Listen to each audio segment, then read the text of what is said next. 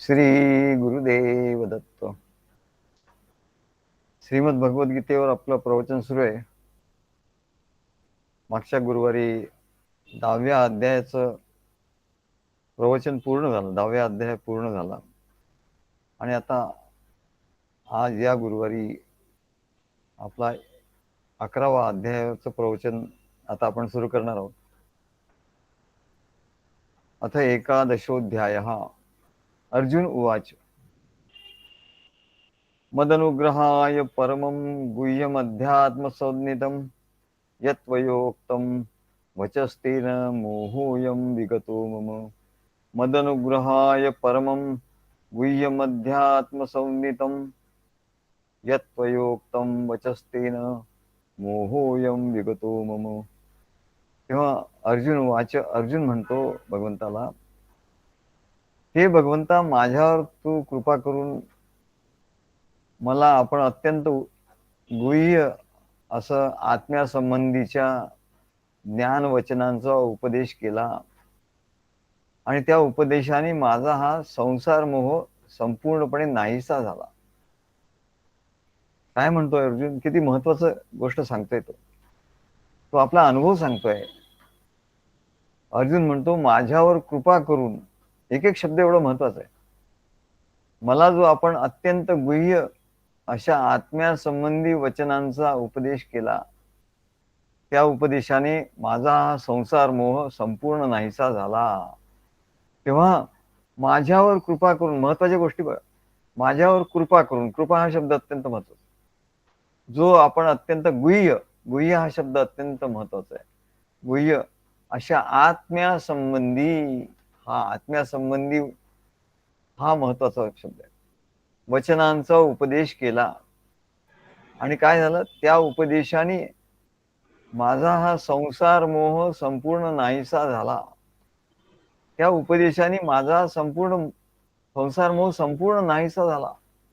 ही त्या 10व्या अध्यायाच्या नंतर त्या अर्जुनाची जी अवस्था झाली, अर्जुनाला एक उच्च अशी अवस्था प्राप्त झाली. आणि ती कशाने प्राप्त झाली? तर भगवंताची कृपा त्याच्यावर झाली, अनुग्रह झाला आणि अत्यंत गुह्य असं ज्ञान, आत्म्यासंबंधी ज्ञान वचनाचा उपदेश त्याला भगवंताने केला. आता उपदेश तर गीतेमध्ये सगळीकडे लिहिलाय, परंतु त्याच्यावर कृपा झाल्यामुळे तो ज्ञानवचनांचा जो उपदेश आहे तो त्याचा स्वतःचा झाला. त्याला त्याचा अनुभव आला की अरे, ते ज्ञानवचन त्याच्या बुद्धीमध्ये प्रकाशित झालं, त्याच्या बुद्धीमध्ये ठसलं. आणि म्हणून आणखी महत्वाची गोष्ट म्हणजे सगळ्यात, की त्याचा संसार मोह संपूर्ण नाहीसा झाला. बघा, संसार मोह संपूर्ण नाहीसा झाला. इथे जी अवस्था, होय. इथे जी अवस्था आली, तर त्या त्या अवस्थे ही खूप महत्वाची अवस्था आहे. मला ही खूप उच्च अवस्था आहे. आणि ही अवस्था आल्यानंतरच आत्मज्ञान होतं, म्हणजे आत्म्याचा अनुभव येतो. आपण का हे महत्वपूर्ण म्हणतोय हा श्लोक, की या श्लोकामध्ये अर्जुनाने आपली अवस्था प्रकट केली की मला काय अनुभव आलाय. हे अत्यंत गुह्य ज्ञान जे मला तू सांगितलं आणि आत्म्यासंबंधी आणि माझ्यावर कृपा करून, म्हणजे सद्गुरूंच्या कृपेने ज्ञान होतं जे आपण सांगत होतो. किंवा ज्ञानेश्वर महाराज सांगतात की अरे, कृपा झाल्याशिवाय ज्ञान होत नाही. म्हणून सद्गुरूचं महात्म्य काय आहे, की तुम्ही वाचाल खूप, हे ज्ञान तुम्हाला माहिती खूप होईल, परंतु ते ज्ञान तुमच्या ठिकाणी, तुमच्या बुद्धीच्या ठिकाणी त्या ज्ञानाचा प्रकाश, म्हणजे ते ज्ञान तुमच्या ठिकाणी कसं ठसेल, त्या ज्ञानाचा अनुभव तुमच्या ठिकाणी कसा येईल, तर त्याच्यासाठी सद्गुरु कृपा पाहिजे म्हणाले. आणि म्हणून प्रवचन आधी ऐकलं पाहिजे. आम्ही लोकांना सांगतो, लोक प्रवचन ऐकत नाही. ते त्यांना असं वाटतं काय हे ऐकायचं, असं कॅज्युअली घेतात. पण प्रवचनातच सर्व आहे. म्हणजे नाही ज्ञानेन पवित्र मिह विद्यते, आणि ज्ञानानेच मुक्ती मिळते म्हणाले. ज्ञानादेव तू कैवल्यम, म्हणजे अर्जुनाला दुसरं काही नाही, फक्त ज्ञान. त्या आत्मज्ञानाने त्याला, त्याच्या उपदेशामुळे त्याला, आणि भगवान श्रीकृष्णाची कृपा त्याच्यावर, आणि त्याचं प्रेम होतं, प्रेम भक्ती होती, आणि तो शिष्य झाला. याच्यामुळे त्याला भगवंताची कृपा, सद्गुरु रूपाने भगवान श्रीकृष्ण त्यांनी कृपा केली. त्यांनी ज्ञानवचन सांगितलं. त्यांच्या कृपेने आणि ज्ञानवचनांच्या उपदेशाने काय झालं, तर त्याचा संसार मोह संपूर्ण नाहीसा झाला. खूपच महत्वाची गोष्ट. संसार मोह संपूर्ण नाहीसा होईपर्यंत आत्मसाक्षात्कार होत नाही. या श्लोकामध्ये अर्जुन जो आपली अवस्था सांगतो भगवंताला, त्याचा अर्थ काय, की त्याला आत्मसाक्षात्कार झाला. आत्म्याचा साक्षात्कार झाला. आत्मा म्हणजे काय ते कळलं पूर्णपणे. एवढंच नाही तर त्याला त्याचा अनुभव आला. कशामुळे हा अनुभव उलट जर आपण बघितलं तर माझा संसार मोह संपूर्ण नाहीसा झाला. संसाराचा जो मोह आहे तो संपूर्ण नाहीसा झाल्याशिवाय आत्मसाक्षात्कार होत नाही. आणि संसाराचा मोह संपूर्णपणे कधी नष्ट होतो, तर अत्यंत गुह्य असं आत्मसंबंधीचं जे ज्ञान आहे ते ज्ञान श्रवण केल्यानंतर, आणि ते नुसतं ज्ञान श्रवण करून होत नाही म्हणले, तर सद्गुरूंची कृपा लागते. सद्गुरूंच्या कृपेने तो ज्ञान होतं, आणि त्या सद्गुरूंच्या कृपेने त्या ज्ञानाचा अनुभव येतो. आणि अनुभव आल्याची खूण काय, तर म्हणले संसार मोह पूर्णपणे नाहीसा होतो. आधी त्याला एवढा मोह होता, त्याला सर्व दिसत होते लोक, आपले नातेवाईक हे ते, त्याला हा सर्व जो मोह होता तो सर्व मोह नष्ट झाला आणि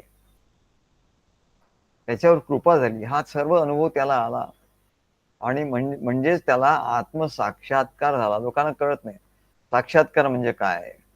काही लोक म्हणतात आम्हाला साक्षात्कार झाला, पण साक्षात्काराचा खरा अर्थ काय आहे, तर तुझा संसार मोह नष्ट झाला का, तुला गुह्य ज्ञान असं आत्म्यासंबंधी गुह्य ज्ञान प्राप्त झालं का, आणि गुह्य ज्ञान प्राप्त झालं तरी सद्गुरु कृपा तुला मिळाली का, तर तुला त्याचा अनुभव आला, तर तुला आत्मसाक्षात्कार झाला असं हे होईल म्हणा, असा अनुभव होईल. नाही तर काही उपयोग नाही. तेव्हा पण जोपर्यंत हे होत नाही तोपर्यंत ते करत राहिलं पाहिजे. मग कधी येईल ते आपोआप येईल. ते परमेश्वराच्या ठिकाणी आहे. हा अनुभव देणं, लोकांना असं वाटतं की आपण खूप जास्त हे केल्यानंतर आपल्याला खूप साधनं केली, खूप जास्त साधनं तर करायलाच पाहिजे. दृढतेने साधनं सर्व करायलाच पाहिजे. प्रवचन ऐकायलाच पाहिजे नियमाने. मध्ये मध्ये ऐकलं, मध्ये मध्ये नाही ऐकलं असं नाही. आणि ऐकताना सुद्धा आमचे महाराज सांगायचे की कान जे आहे म्हणाले, ते आपलं श्रवण जे आहे ते अत्यंत एखाद्या भुकेल्या तहानलेल्या माणसाप्रमाणे असं झालं पाहिजे. असं त्या ज्ञानाचं श्रवण की आपण भुकलो. ते घोरपडे आम्हाला सांगतात, मला अशी भूकच लागली, जबरदस्त भूक लागली. म्हटलं बरोबर. अशी जबरदस्त भूक लागल्यानंतर मग त्याला ते त्याच्या अंगी लागतं म्हणा. काय नाही तर ते अंगी लागणार नाही. भूक लागली पाहिजे, जबरदस्त तहान लागली पाहिजे, प्रेमाची तहान लागली पाहिजे, ज्ञानाची भूक लागली पाहिजे, तर ते त्याच्या अंगी लागतं आणि मग त्याच्या अंगी बळ येतं. तेव्हा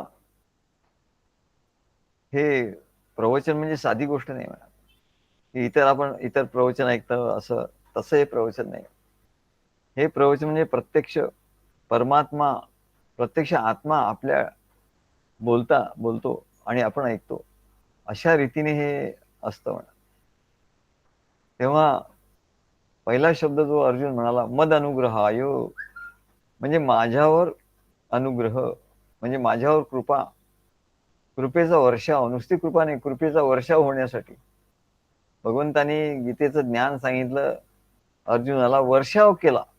एवढे अध्याय सांगितले, 18 अध्याय, आणि प्रत्येक अध्यायात वेगवेगळा विषय किंवा तोच विषय वेगळ्या अंगाने सांगता सांगता त्याच्यावर कृपेचा वर्षाव केला आणि अत्यंत परमगुह्य असं ज्ञान सांगितलं. हे ज्ञान परमगुह्य असं आहे. अशिष्यात्मदेयम, जो शिष्य नाही त्याला ते द्यायचं नसतं. तेव्हा इदम ते गुह्यतमम, असं परम गुह्य असं ज्ञान आहे. आणि कोणी जो शिष्य नाही किंवा ज्याला श्रद्धा नाही त्यांनी ते ज्ञान ऐकलं तर त्याला काही उपयोग होत नाही म्हणा. तर अर्जुन म्हणतो की मद अनुग्रह हा माझ्यावरचा अनुग्रह आहे, तुझा माझ्यावरचा कृपा आहे. सद्गुरूंची कृपा झाली, परमेश्वराची कृपा झाली म्हणजे काय, तर परमगुह्य असं ज्ञान ते सांगतात. म्हणजे ती कृपा सुद्धा, अनुग्रह आणि कृपा हा फार महत्वाचा गोष्ट. म्हणून महाराज आम्हाला लोकांना सांगायचे की god has been very kind to him. अरे याच्यावर परमेश्वर खूप कृपावंत झाला. म्हणजे कोण झाला, म्हणजे आधी परमेश्वर कृपावंत झाला, त्याच्यामुळे सद्गुरूंची भेट झाली आणि सद्गुरू कृपावंत झाले, त्याच्यामुळे ते ज्ञान जे त्यांनी दिलं, परम गुह्य असं ज्ञान दिलं, त्या ज्ञानाचा अनुभव आला, हे महत्वाचं आहे. हे त्यांच्या अनुग्रहामुळे होतं, त्यांच्या कृपेमुळे होतं. आधी ज्ञानाचा उपदेश करण्यासाठी त्या भाविकाची पात्रता यायला पाहिजे म्हणाले. आधी पात्रता नसताना आम्ही सगळ्यांना मंत्र आणि त्याला आला, त्याला आधी आपल्या जवळ सद्गुरूंच्या जवळ आला म्हणजे त्याची तेवढी तरी त्याचं भाग्य आहे, तेवढं तरी त्याचं पुण्य आहे. नाही तर पुण्य नाही तर तो येणारच नाही म्हणा. मग तीच पात्रता ते समज, तरी हा माझ्याकडे आलाय ना, मला नमस्कार केला, त्याला आनंद झाला, तर म्हणले ते पहिली कृपा ते करतात, अनुग्रह. मद अनुग्रहाय, तर ते अनुग्रह करतात. मग काय अनुग्रह करतात की या ज्ञानाचा उपदेश, हा हे ज्ञान याला समजलं पाहिजे, तर या ज्ञानाचा उपदेश करण्याची त्या भाविकाची पात्रता आहे का नाही आहे. त्या भाविकाची पात्रता येण्यासाठी सद्गुरू अनुग्रह करतात. आधी त्याला मंत्र देतात, त्याचं अंतःकरण शुद्ध झालं पाहिजे, बुद्धी शुद्ध झाली पाहिजे. अंतःकरण बुद्धी शुद्ध झाली नाही तर त्याला त्याचा अनुभव येत नाही. मंत्राचा सुद्धा अनुभव, मंत्र म्हणता म्हणता म्हणता एकीकडे शुद्धी होते, ज्ञान ऐकता ऐकता ऐकता एकीकडे शुद्धी होत जाते आणि मग ते ज्ञान ठसतं आणि त्या मंत्राचा सुद्धा अनुभव हळूहळू यायला लागतो. तेव्हा पात्रता येण्यासाठी असा अनुग्रह करतात, म्हणजे त्याला परंपरेत प्रवेश देतात. हा परंपरेत प्रवेश देतात, त्याच्यावर मंत्राचा संस्कार करतात. आजच आमच्याकडे एक गृहस्थ आले होते, मी त्यांना मागे सांगितलं की त्यांना काहीतरी त्रास होता. त्यांचं दुकान आमच्या बाजूला त्यांचं दुकान आहे, ते तेलाच्या घाणी वगैरे असं आहे. त्यांचं ते व्यवस्थित चालत नाही किंवा त्यांच्याकडे काय अडचणी आहेत बऱ्याच. तर मी त्यांना म्हटलं, अहो या अडचणी अशा येणारच म्हटलं, तर तुम्ही हे प्रारब्ध असतात, तर तुम्ही आमच्या परंपरेत तुम्ही या परंपरेत तुम्ही प्रवेश केला, तुमच्यावर मंत्राचा संस्कार करू, तुम्हाला आम्ही साधनं देऊ आणि मग म्हणलं आपोआप ते होईल, ते सर्व निघून जाईल प्रारब्ध, सर्व विषम प्रारब्ध जे आहे सगळं निघून जाईल हळूहळू आणि मग तुम्हाला सर्व गोष्टी सहज होतील म्हणा. इथे सर्व गोष्टी सहज होतात आणि साधन सुद्धा प्रेमाने केलं तर ते सहज होतं. सगळ्या गोष्टी सहजच आहे इकडे, कारण करणारा कोण आहे. मनुष्य असं म्हणतो की मी केलं, अहम करोमी ते वृथाभिमान, मी केलं म्हटलं की अभिमान आला, की तो अनुभवाच्या मार्गात अडथळा निर्माण झाला आणि म्हणून सांगतो अरे सगळं सद्गुरूंसाठी करतो, असं म्हणत तरी जा निदान. म्हणता म्हणता तुझा भाव होईल आणि असा भाव झाला रे झाला की तुला काय अनुभव येईल, सगळं सहज चाललेलं आहे आणि तुला तो अनुभव यायला लागेल. तुझा साक्षात्कारापर्यंत नेणारा जो अनुभव आहे तो यायला लागेल. म्हणून आधी परंपरेत त्याला प्रवेश देतात, मंत्राचा संस्कार करतात आणि सद्गुरू शिष्य असं परमपवित्र आणि प्रेममय नातं जोडतात. असं नातं जोडणं हे पहिलं अनुग्रह आहे म्हणा. या नात्याने जोडून घेतात आणि नात्याने जोडून घेतल्यामुळे काय होतं, सद्गुरूंच्या ठिकाणी शिष्याबद्दल प्रेम भाव, वात्सल्य भाव निर्माण होतो. नाही तर आमच्या ठिकाणी कोणाहीबद्दल प्रेम सगळ्यांबद्दल असतो, पण जो हा मंत्र घेतोय, आपल्या कार्यामध्ये येतो, त्याच्याबद्दल विशेष जास्त प्रेमभाव निर्माण होतो. अनुग्रह त्याच्यावर आम्ही प्रसन्न होतो. अरे हा आला बाबा. मग बाह्य दृष्टीने त्याचं काही असो, तो गरीब असो, श्रीमंत असो, काय कमी शिकलेला असो, जास्त काही नाही, सगळे भेदभाव निघून जातात. त्याच्याबद्दल एकच एक प्रेमभाव आणि वात्सल्य भाव, की याचं कल्याण व्हावं असा भाव आमच्या ठिकाणी निर्माण व्हायला लागतो. बघा, याला अनुग्रह असं म्हणतात. सद्गुरूंचं प्रसन्नता, त्याच्या ठिकाणी प्रसन्नतेचा अनुभव तो घेत राहतो. आधीच तो आल्याबरोबर पहिलं अनुग्रह, मद अनुग्रह अनुग्रह होता, की तो परंपरेत आला ना, अरे आपल्या जवळ आला, मग तो परंपरेत आला, त्यांनी मंत्र घेतला, आणखी अनुग्रह, आणखी त्यांचं सद्गुरूंच्या ठिकाणी आणखी त्याच्याबद्दल प्रसन्नता निर्माण होते, ते प्रसन्न होतात. आणि त्यांनी नात्याने जोडून घेतलं, की ते नातं तयार होतं सद्गुरू शिष्य, आणि तो अगदी जवळचा होतो. इतर कुठल्याही नात्यापेक्षा सद्गुरूंना तो अगदी जवळचा असतो. सगळ्या जवळचं नातं आहे म्हणजे. म्हणून सद्गुरूंच्या ठिकाणी शिष्याबद्दल प्रेम आणि वात्सल्य भाव निर्माण होतो. तर शिष्याच्या ठिकाणी कृतज्ञता भाव निर्माण होतो. त्याच्या ठिकाणी कृतज्ञता, की सद्गुरू आपल्यासाठी किती करतात, अशी कृतज्ञता त्याच्या ठिकाणी निर्माण व्हायला लागते. हेच तर सगळ्यात महत्वाची गोष्ट आहे. हेच प्रोसेस आहे म्हणा. त्याच्या ठिकाणी कृतज्ञता भाव, प्रेमभाव, श्रद्धाभाव, आदरभाव, असं हे सर्व भाव निर्माण होणे ही त्याच्या प्रगतीचं लक्षण आहे. अर्जुनाचं पण असं सुरू होतं. आधी सुरुवातीला त्याला त्या मोहात असल्यामुळे त्याला ते जाणवलं नाही. परंतु जेव्हा तो शिष्यस्तेहम शादिमाम त्वाम प्रपन्नम असं म्हटलं आणि तो शरण झाला, तेव्हा भगवंताच्या ठिकाणी त्याच्याबद्दलचा अधिक वात्सल्य भाव निर्माण झाला. आणि शिष्याच्या ठिकाणी, अर्जुनाच्या ठिकाणी कृतज्ञता भाव, प्रेम भाव, श्रद्धा भाव, आदर भाव निर्माण झाला. तेव्हा हाच सद्गुरूंचा प्रथम अनुग्रह, हा द्वितीय अनुग्रह असं म्हणा. पहिला अनुग्रह तो आपल्या चरणाशी आला तेव्हा त्याचा अनुग्रह, दुसरा मंत्र दिला त्याचा अनुग्रह. आणि जेव्हा सद्गुरूकडे ती भाविक व्यक्ती मंत्र घेण्याची इच्छा, काही लोक इच्छा प्रदर्शित करतात, काही लोकांना आम्ही जबरदस्ती देतो, चला आला ये बस घे मंत्र. पण काही लोक म्हणतात आम्हाला तुम्ही हे द्या. मग इच्छा प्रदर्शित करतो, त्याच क्षणी सद्गुरूंचा त्याच्यावर प्रथम अनुग्रह होतो, तेव्हा पहिला अनुग्रह होतो. बरेचदा सद्गुरू स्वतः पुढाकार घेऊन, आम्ही घेतो पुढाकार आणि त्या व्यक्तीला सत्य मार्गाचं महात्म्य समजून सांगतो. आजच एक काही व्यक्ती 4-5 लोक आले होते आमच्याकडे. म्हणजे काय, ते देणगी मागायला.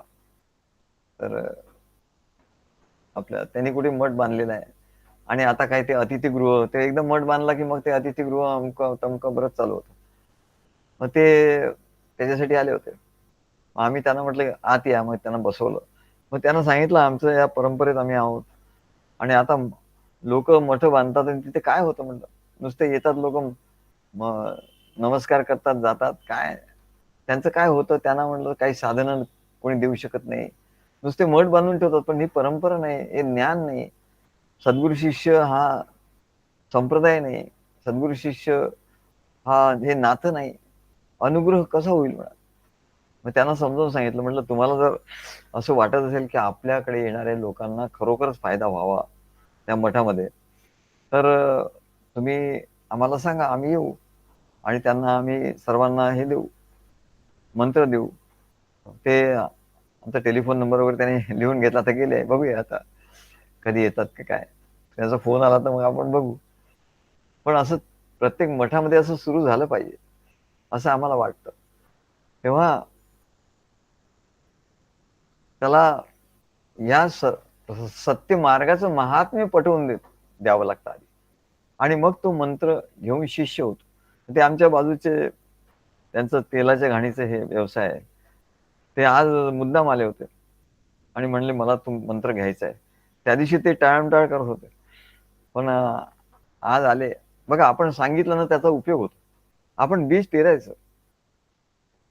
आणि सद्गुरूंच्या शिष्याचं हे पहिलं लक्षण आहे, भक्तीचं पहिलं लक्षण आहे म्हणा, की लोकेपी भगवत गुण श्रवण कीर्तना. लोकांना सद्गुरूंच्या ह्या मार्गाबद्दल सांगायचं आणि त्यांना या मार्गामध्ये आणायचं.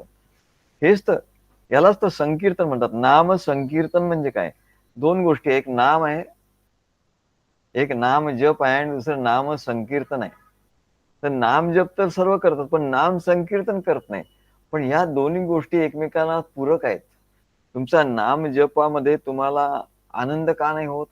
तर तुमचं नाम संकीर्तन बरोबर होत नाही म्हणा. तुम्ही लोकांना सांगत नाहीत की असाच मार्ग आहे, सद्गुरूंचं महात्म्य सांगत नाही. ते सांगितल्यानंतर लोक येतात.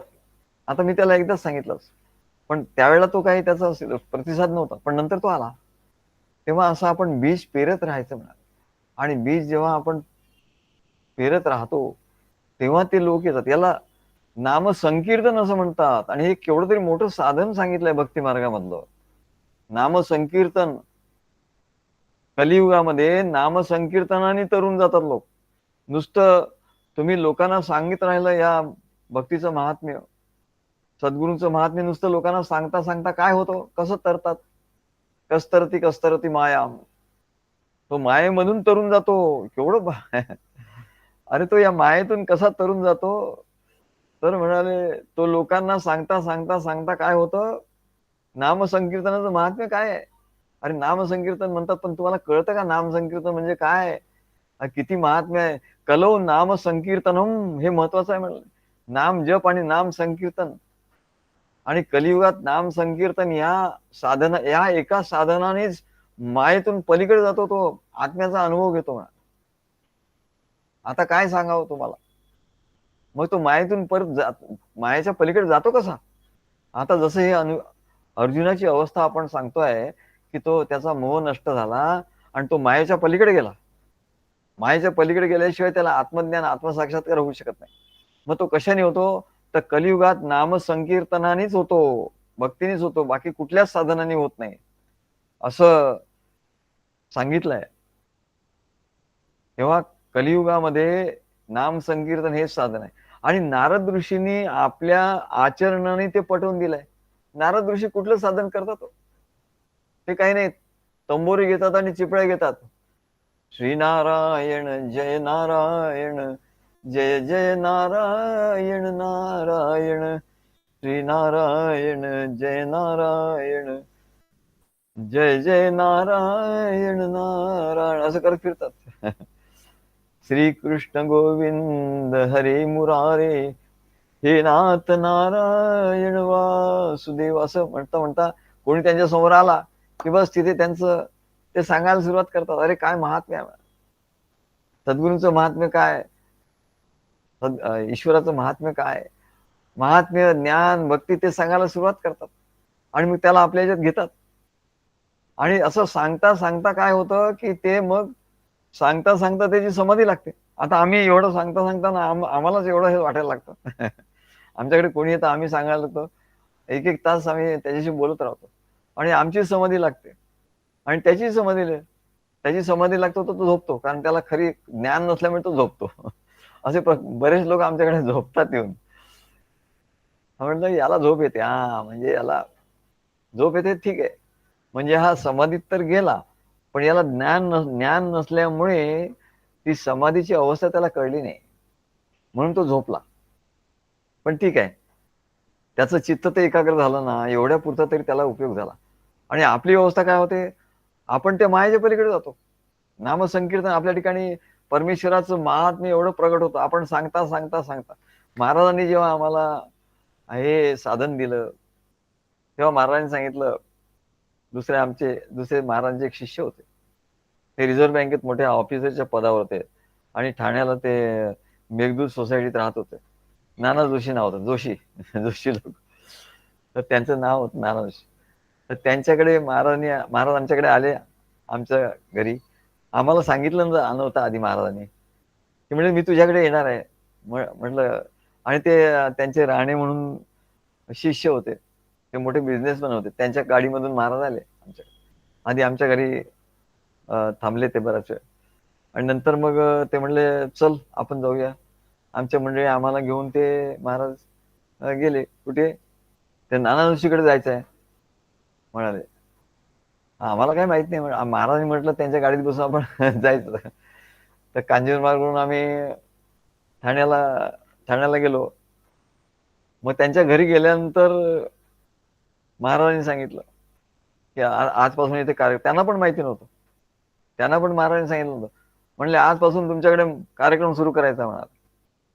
काय तुम्ही नुसतं येता जाता हे करता, काय जप करता, सगळं बरोबर आहे, पण तुमचं नामसंकीर्तन कुठे आहे? नामसंकीर्तन होत नाही म्हणाले. मग महाराजांनी सांगितलं की आधी तुम्ही बोला. त्यांना सांगितलं. आता त्यांचा महाराजांचा जास्त सहवास नव्हता. आम्ही रोज जायचं महाराजांच्याकडे. तर म्हणले हा रोज येतो, तर तिथे काय घडतं महाराजांच्याकडे, कोण कोण येतं, त्यांच्याशी काय संवाद होतो, महाराज काय सांगतात, हे सगळं म्हणले तो शनिवारी कार्यक्रम असेल, तो सगळं सांगेल म्हणले तिकडे. तर त्याचं प्रवचन तुम्ही सगळ्यांनी ऐकायचं. आणि त्यांना सांगितलं तर महाराजांचं जे चरित्र आहे त्या चरित्रावर त्यांनी बोलायचं. त्यांना महाराजांचे चरित्र, तर ते महाराजांचे चरित्र नुसतं वाचायचे, त्याच्यावर काही त्यांना ते बोलता यायचं नाही व्यवस्थित, पण काहीतरी थोडं बहुत सांगायचं. मग पण मग मला म्हणायचं नाही तुम्ही बोला, आता तुम्ही तुम्ही रोज जाता तुमच्याकडे आणि महाराजांची खास कृपा तुम्हाला आहे. मग माझं शेवटी माझं व्हायचं प्रवचन. माझं 1.5 तास प्रवचन व्हायचं, त्यांचं एक साधारण अर्धा पाऊण तास त्यांचं व्हायचं. तर महाराज मला म्हणाले, अरे हा खूप त्यांचं नाव आहे जोशी, नाना जोशी त्याचं नाव होतं. हा नाना म्हणले फार अहंकारी आहे म्हणा, खूप याच्या ठिकाणी अहंकार खूप आहे म्हणा. हा आपलंच काय काय सांगत असतो. तेव्हा हे साधन त्याला का दिलं तुला सांगतो मला. या साधनाचा आणखी एक उपयोग तुला सांगतो. तो म्हणले याचा अहंकार कमी व्हावा म्हणून हे साधन त्याला दिलेलं आहे. म्हणजे या साधनाने दोन्ही होतं. म्हणले एक अहंकारही कमी होतो आणि दुसरं ज्याला अहंकार नाही, जो नम्र आहे, त्याच्या ठिकाणी ते परमेश्वरी तेज त्याच्या ठिकाणी प्राप्त होतं. परमेश्वराचं महात्म्य, त्याचं तेज. तर हे दुसरं तुला साधन दिलंय म्हणजे तुझ्या ठिकाणी म्हणाले असा कॉन्फिडन्स यायला पाहिजे. कॉन्फिडन्स येऊन की आपल्याला तो अनुभव येण्यासाठी म्हणून तुला हे साधन दिलंय. बघा, एका साधनाचे किती 2 प्रकार असतात. त्याचा अहंकार गेल्याशिवाय त्याला अनुभव नाही येणार. म्हणजे सद्गुरूचा अनुग्रहच आहे.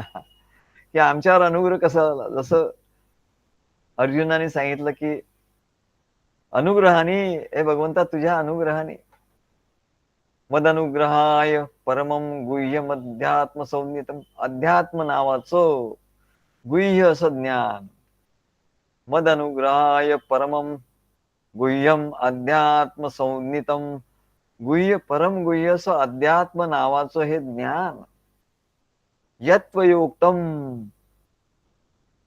म्हणजे तू जे सांगितलं वचस्तेन, तुझ्या वचनाने जे तू सांगितलं, मोहोयम विगतोमय, त्याने माझा मोह निघून गेला, मोह नष्ट झाला, असं असं जे अर्जुन सांगतो. मद अनुग्रहाय परमं गुह्यम अध्यात्म संज्ञितम, ते म्हणले अध्यात्म संज्ञित, याला अध्यात्म असं म्हणतात, हे ज्ञान तुम्ही मला सांगितलं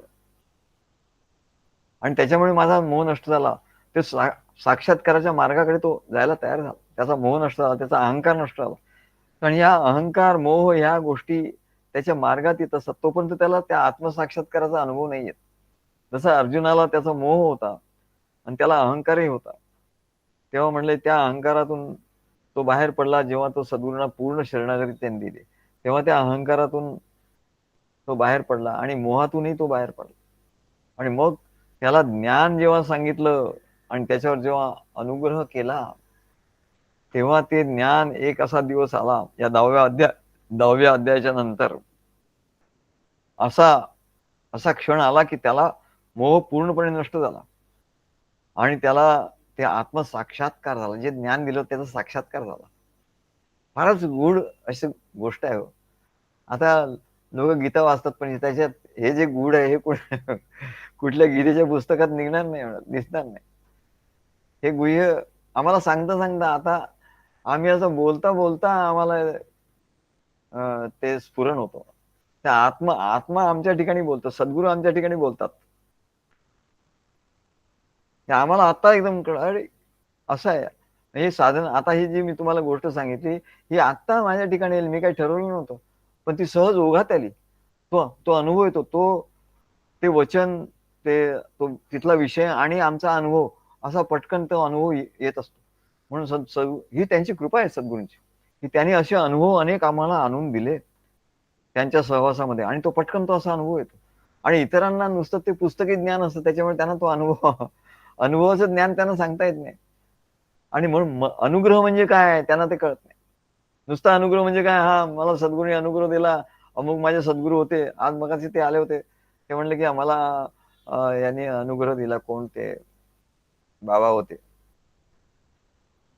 त्यांनी अनुग्रह दिला म्हणले. मग आता दुसरा गुरु करता येईल का? म्हटलं हो, हे सगळे असो ऐसे सकळ गुरु, असं पुष्कळ गुरु आहे, पण मोक्षदाता गुरु वेगळा, सद्गुरू वेगळाची. मोक्षदाता जे सद्गुरू आहे ना, ते वेगळेच असतात म्हणाले. त्याच्यामुळे तुम्ही बिनधास्त या.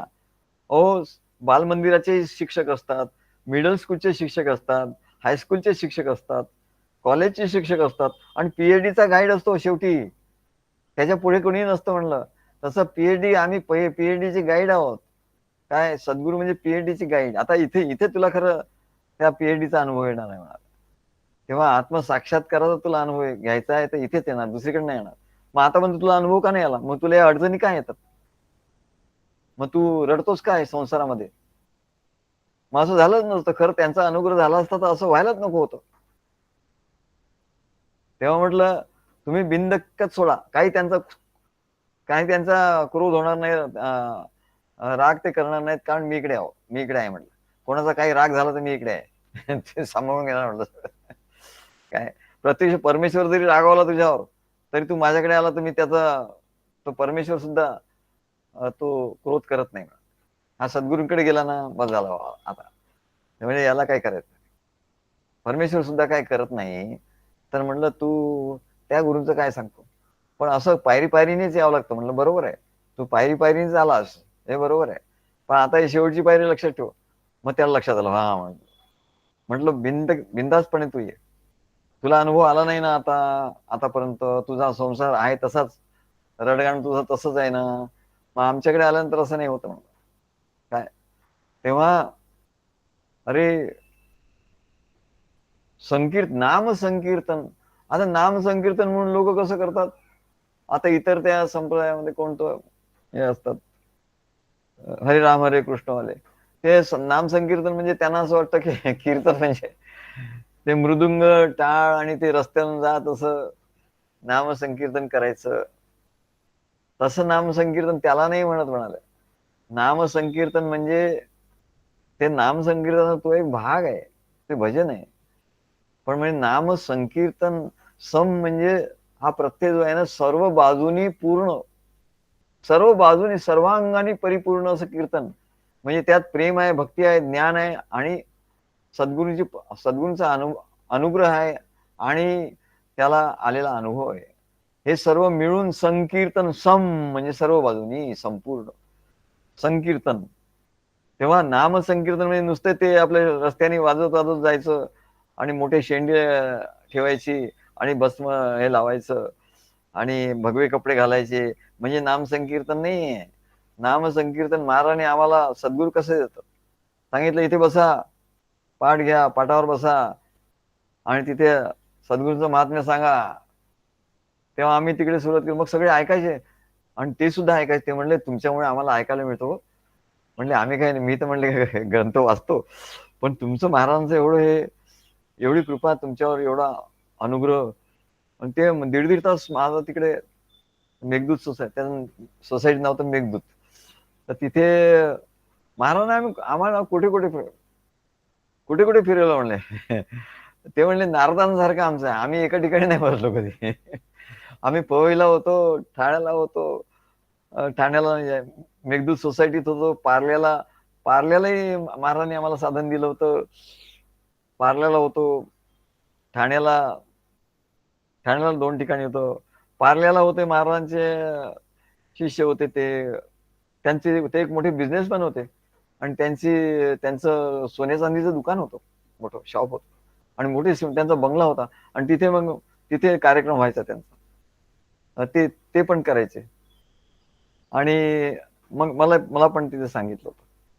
तर असा हा जो हे आहे म्हणा, त्यांच्या ठिकाणी जेव्हा उद्घाटन झालं, महाराज वार्षिकोत्सव झाला होता, तेव्हा महाराज म्हणाले, "अरे तू बोल जरा, तुला हे कर."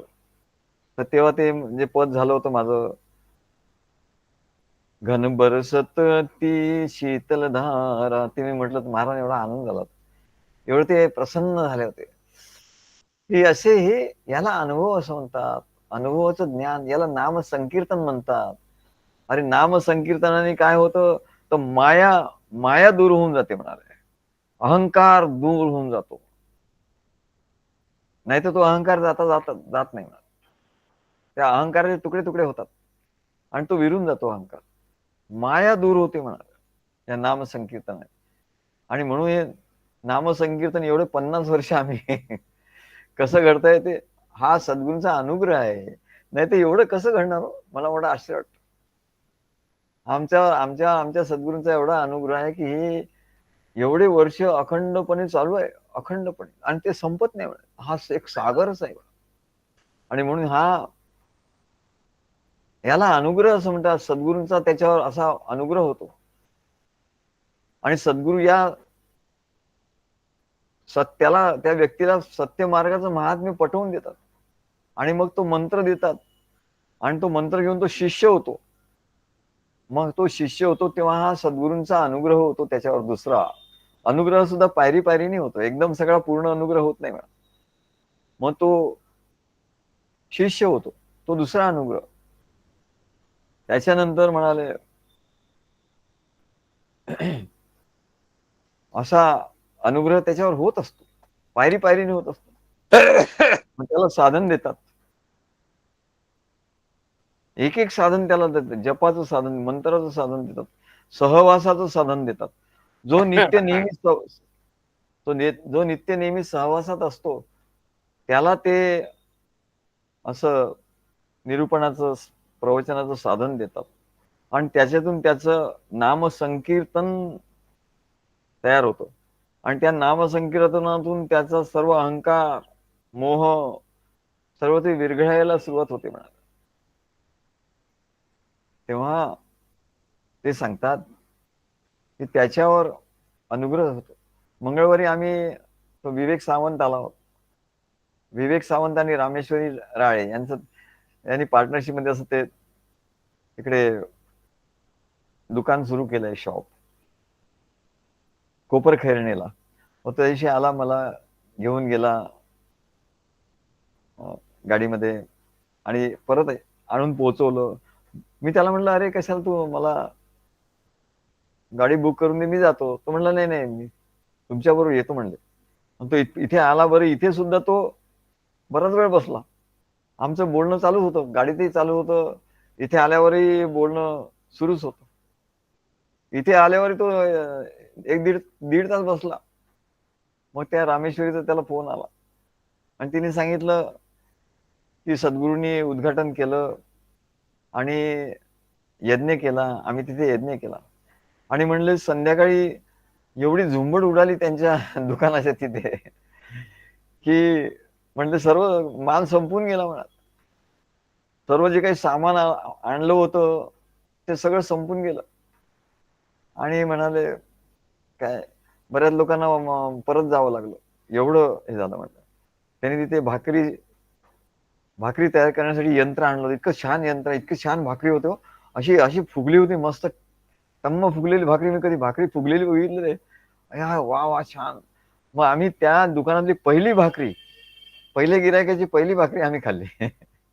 काय त्या मशीनवर झालेली पहिली भाकरी खाण्याचा मान आम्हाला मिळाला. आणि मग त्यांनी भाजी वगैरे मागवली आणि खूप आनंद तिथे झाला. हां, इतर कोणाला बोलावलं नव्हतं. त्याने दुकानच छोटंसं आहे. ते म्हणले, "नंतर आपण सगळ्यांना बोलवू. पण सद्गुरू तुम्ही उद्घाटन करा" म्हणले, "कारण लोकं येतात आणि परत जातायत" म्हणले रोज. आणि तसंच झालं. एवढं त्याचं हे झालं म्हणाले पहिल्याच दिवशी. तेव्हा आमचा त्यांनी असा बोर्ड लावलेला आहे बघण्यासारखं. खूप मोठा बोर्ड आहे आमचं. आमचा असा ते आपलं नावाचं बोर्ड आहे. आणि तिथे आमचा फोटो आहे. पूर्ण भिंतीवर, संपूर्ण भिंतीवर त्यांनी असं ते लावलेलं आहे. तेव्हा तिथे आमच्या हस्ते हे झालं, यज्ञ झाला. आणि यज्ञ झाल्यावर मग त्यांच्या 2 तिथे काम करणाऱ्या स्त्रिया होत्या. ते आम्ही सहज म्हटलं त्यांना की तुम्हालाही मंत्र देतो. त्या लगेच तयार झाल्या. मग आपल्याला असं वाटतं, पण लोकांनी पाहिजे असतं. आणि तो तिथे येतो म्हणजे त्याचं काहीतरी पुण्यही असते आणि म्हणून तो येतो. तेव्हा त्यांना म्हटल्यावर त्या तयार झाल्या. बरं, आम्ही काय आधी ठरवलं नव्हतं की बाबा यांना मंत्र द्यायचा, काय द्यायचा. नुसतं आपली पूजा करून म्हटलं आपण परत येऊ. परंतु तिथे त्यांना आम्ही म्हटलं, तुम्ही घेताय का मंत्र? हो हो म्हणले. त्यातल्या एक होत्या, त्या म्हणले मी तर म्हणाले स्वामी समर्थांची रोज पूजा करते म्हणाले, मी स्वामी समर्थांना मानते. अरे म्हणून म्हणलं तुम्हाला तर द्यायलाच पाहिजे. मग त्यानं दिला. मग दुसरी एक मुलगी होती त्यांच्याकडे काम करणारी, ती म्हणली, तिला पण म्हटलं, ती लगेच तयार झाली. त्या दोघी. आणि त्यांना एवढा आनंद झाला आणि त्यांच्या चेहऱ्यावर एवढा आनंद दिसत होता ना, आणि ते चेहऱ्यावरचा आनंद बघून मला एकदम प्रसन्नता वाटली आणि मी त्यांच्यावर अनुग्रह करून टाकला. चला म्हटलं आता परत येऊन कुठे करणार. तर मग त्यांना हे दिलं. बरं, त्या रामेश्वरी तिचे 2 मुलं होती. मग त्या, एक मुलगा कॉलेजमध्ये जातो, एक मुलगा शाळेत आहे. त्या दोघांनाही देऊन टाकलं. अरे या म्हटलं इकडे या. मग ते तयार झाले आणि त्यांनाही मंत्र दिला. म्हणजे काही कल्पना नसताना असा तो कार्यक्रम तिथे घडून गेला. तेव्हा याला अनुग्रह असं म्हणतात, की सद्गुरूंचा असा अनुग्रह त्या भक्तावर होतो. त्याला नामस्मरणात मिळतं, त्याला मंत्र मिळतो. त्यांनी नामस्मरण, जप जप आणि नाम संकीर्तन हे दोन्ही त्याला प्राप्त होतं. तेव्हा तिथे खूप असा आनंद झाला आम्हाला. आणि आम्ही दिवसभर तिकडे होतो. संध्याकाळी मग आम्ही घरी आलो आणि त्याच्याशी परत इकडे आम्ही बोलत होतो. तेवढ्यात तिचा फोन आला की सगळं काही संपलं म्हणाले आता इकडे. काय, सर्व पदार्थ संपून गेले म्हणले, जोरदार विक्री झाली. काय सगळं सद्गुरूंचा अनुभव, सद्गुरूंचा अनुग्रह. तेव्हा सद्गुरूंचा उपदेश जो नियमितपणे श्रवण करतो, संवाद करतो, आत्मसाक्षात्कारापर्यंत त्याचं कशी वाटचाल होते म्हणाले. हा सद्गुरूंचा अनुग्रह चढत्या क्रमाने त्याच्यावर होत जातो. त्याने एखादी गोष्ट सांगितली, त्याने केली की तो अनुग्रह वाढतो. मग त्याला ते पुढची गोष्ट सांगतात. परत पुढची गोष्ट त्यांनी व्यवस्थित केली, त्याने सद्गुरू प्रसन्न होतात, त्याला परत पुढची गोष्ट सांगतात. असं करता करता करता तो त्या पायरी पायरीने त्या आत्मसाक्षात्काराच्या अवस्थेपर्यंत येऊन पोहोचतो. जसा अर्जुन या श्लोकामध्ये, जसा अर्जुनाने आपला भाव प्रगट केला, सांगितलं की हे भगवंता मला त्याने असं या भाषेत नाही सांगितलं की मला आत्मसाक्षात्कार झाला, पण तुझ्या कृपेने तुझा अनुग्रह माझ्यावर झाला म्हणाला आणि माझा मोह निघून गेला, माझा अहंकार निघून गेला. अरे म्हणजेच तर आत्मसाक्षात्कार झाला. आत्मा तर तिथे आहेच म्हणाले. आत्मा is omni present, always present. काय, आत्मा तिथे आहेच, तुझ्या ठिकाणी तिथे आहेत म्हणले, सर्वत्र आहेत. त्याचा साक्षात्कार झाला पाहिजे तुला. तो कसा होईल, त्याच्या आड येणाऱ्या गोष्टी ज्या आहे त्या गेल्या पाहिजे. तुझा मोह नष्ट झाला पाहिजे, तुला ज्ञान झालं पाहिजे. सत्संगतीमुळे, सद्गुरूंच्या कृपेमुळे, अनुग्रहामुळे ते ज्ञान होतं म्हणाले, असं अर्जुन सांगतोय. तेव्हा चढत्या क्रमाने त्याच्यावर असं सांगितलं केलं, सांगितलं केलं. आम्ही महाराजांना कधी हे केलं, त्यांनी सांगितलं बस तसं करायचं, त्यांनी सांगितलं तसं करायचं. आणि त्याचं आमच्या अनुभवाचं रहस्य तेच होतं. आता आम्हाला त्यांनी न सांगता ते साधन दिलं. आम्ही त्यांना काही साधन मागितलं नाही. आणि त्यावेळेला काही लोक मागायचे महाराजांच्याकडे, महाराज आम्हाला ते असं साधन द्या ना. महाराज तेव्हा देऊ देऊ असं करायचं, देऊ. त्यांना काही, महाराजांना माहिती होतं की यांना तो एक मोह, त्याला महाराज म्हणायचे हा आध्यात्मिक मोह आहे याला. अरे याला नाही द्यायचं म्हणले, याला आध्यात्मिक मोह आहे.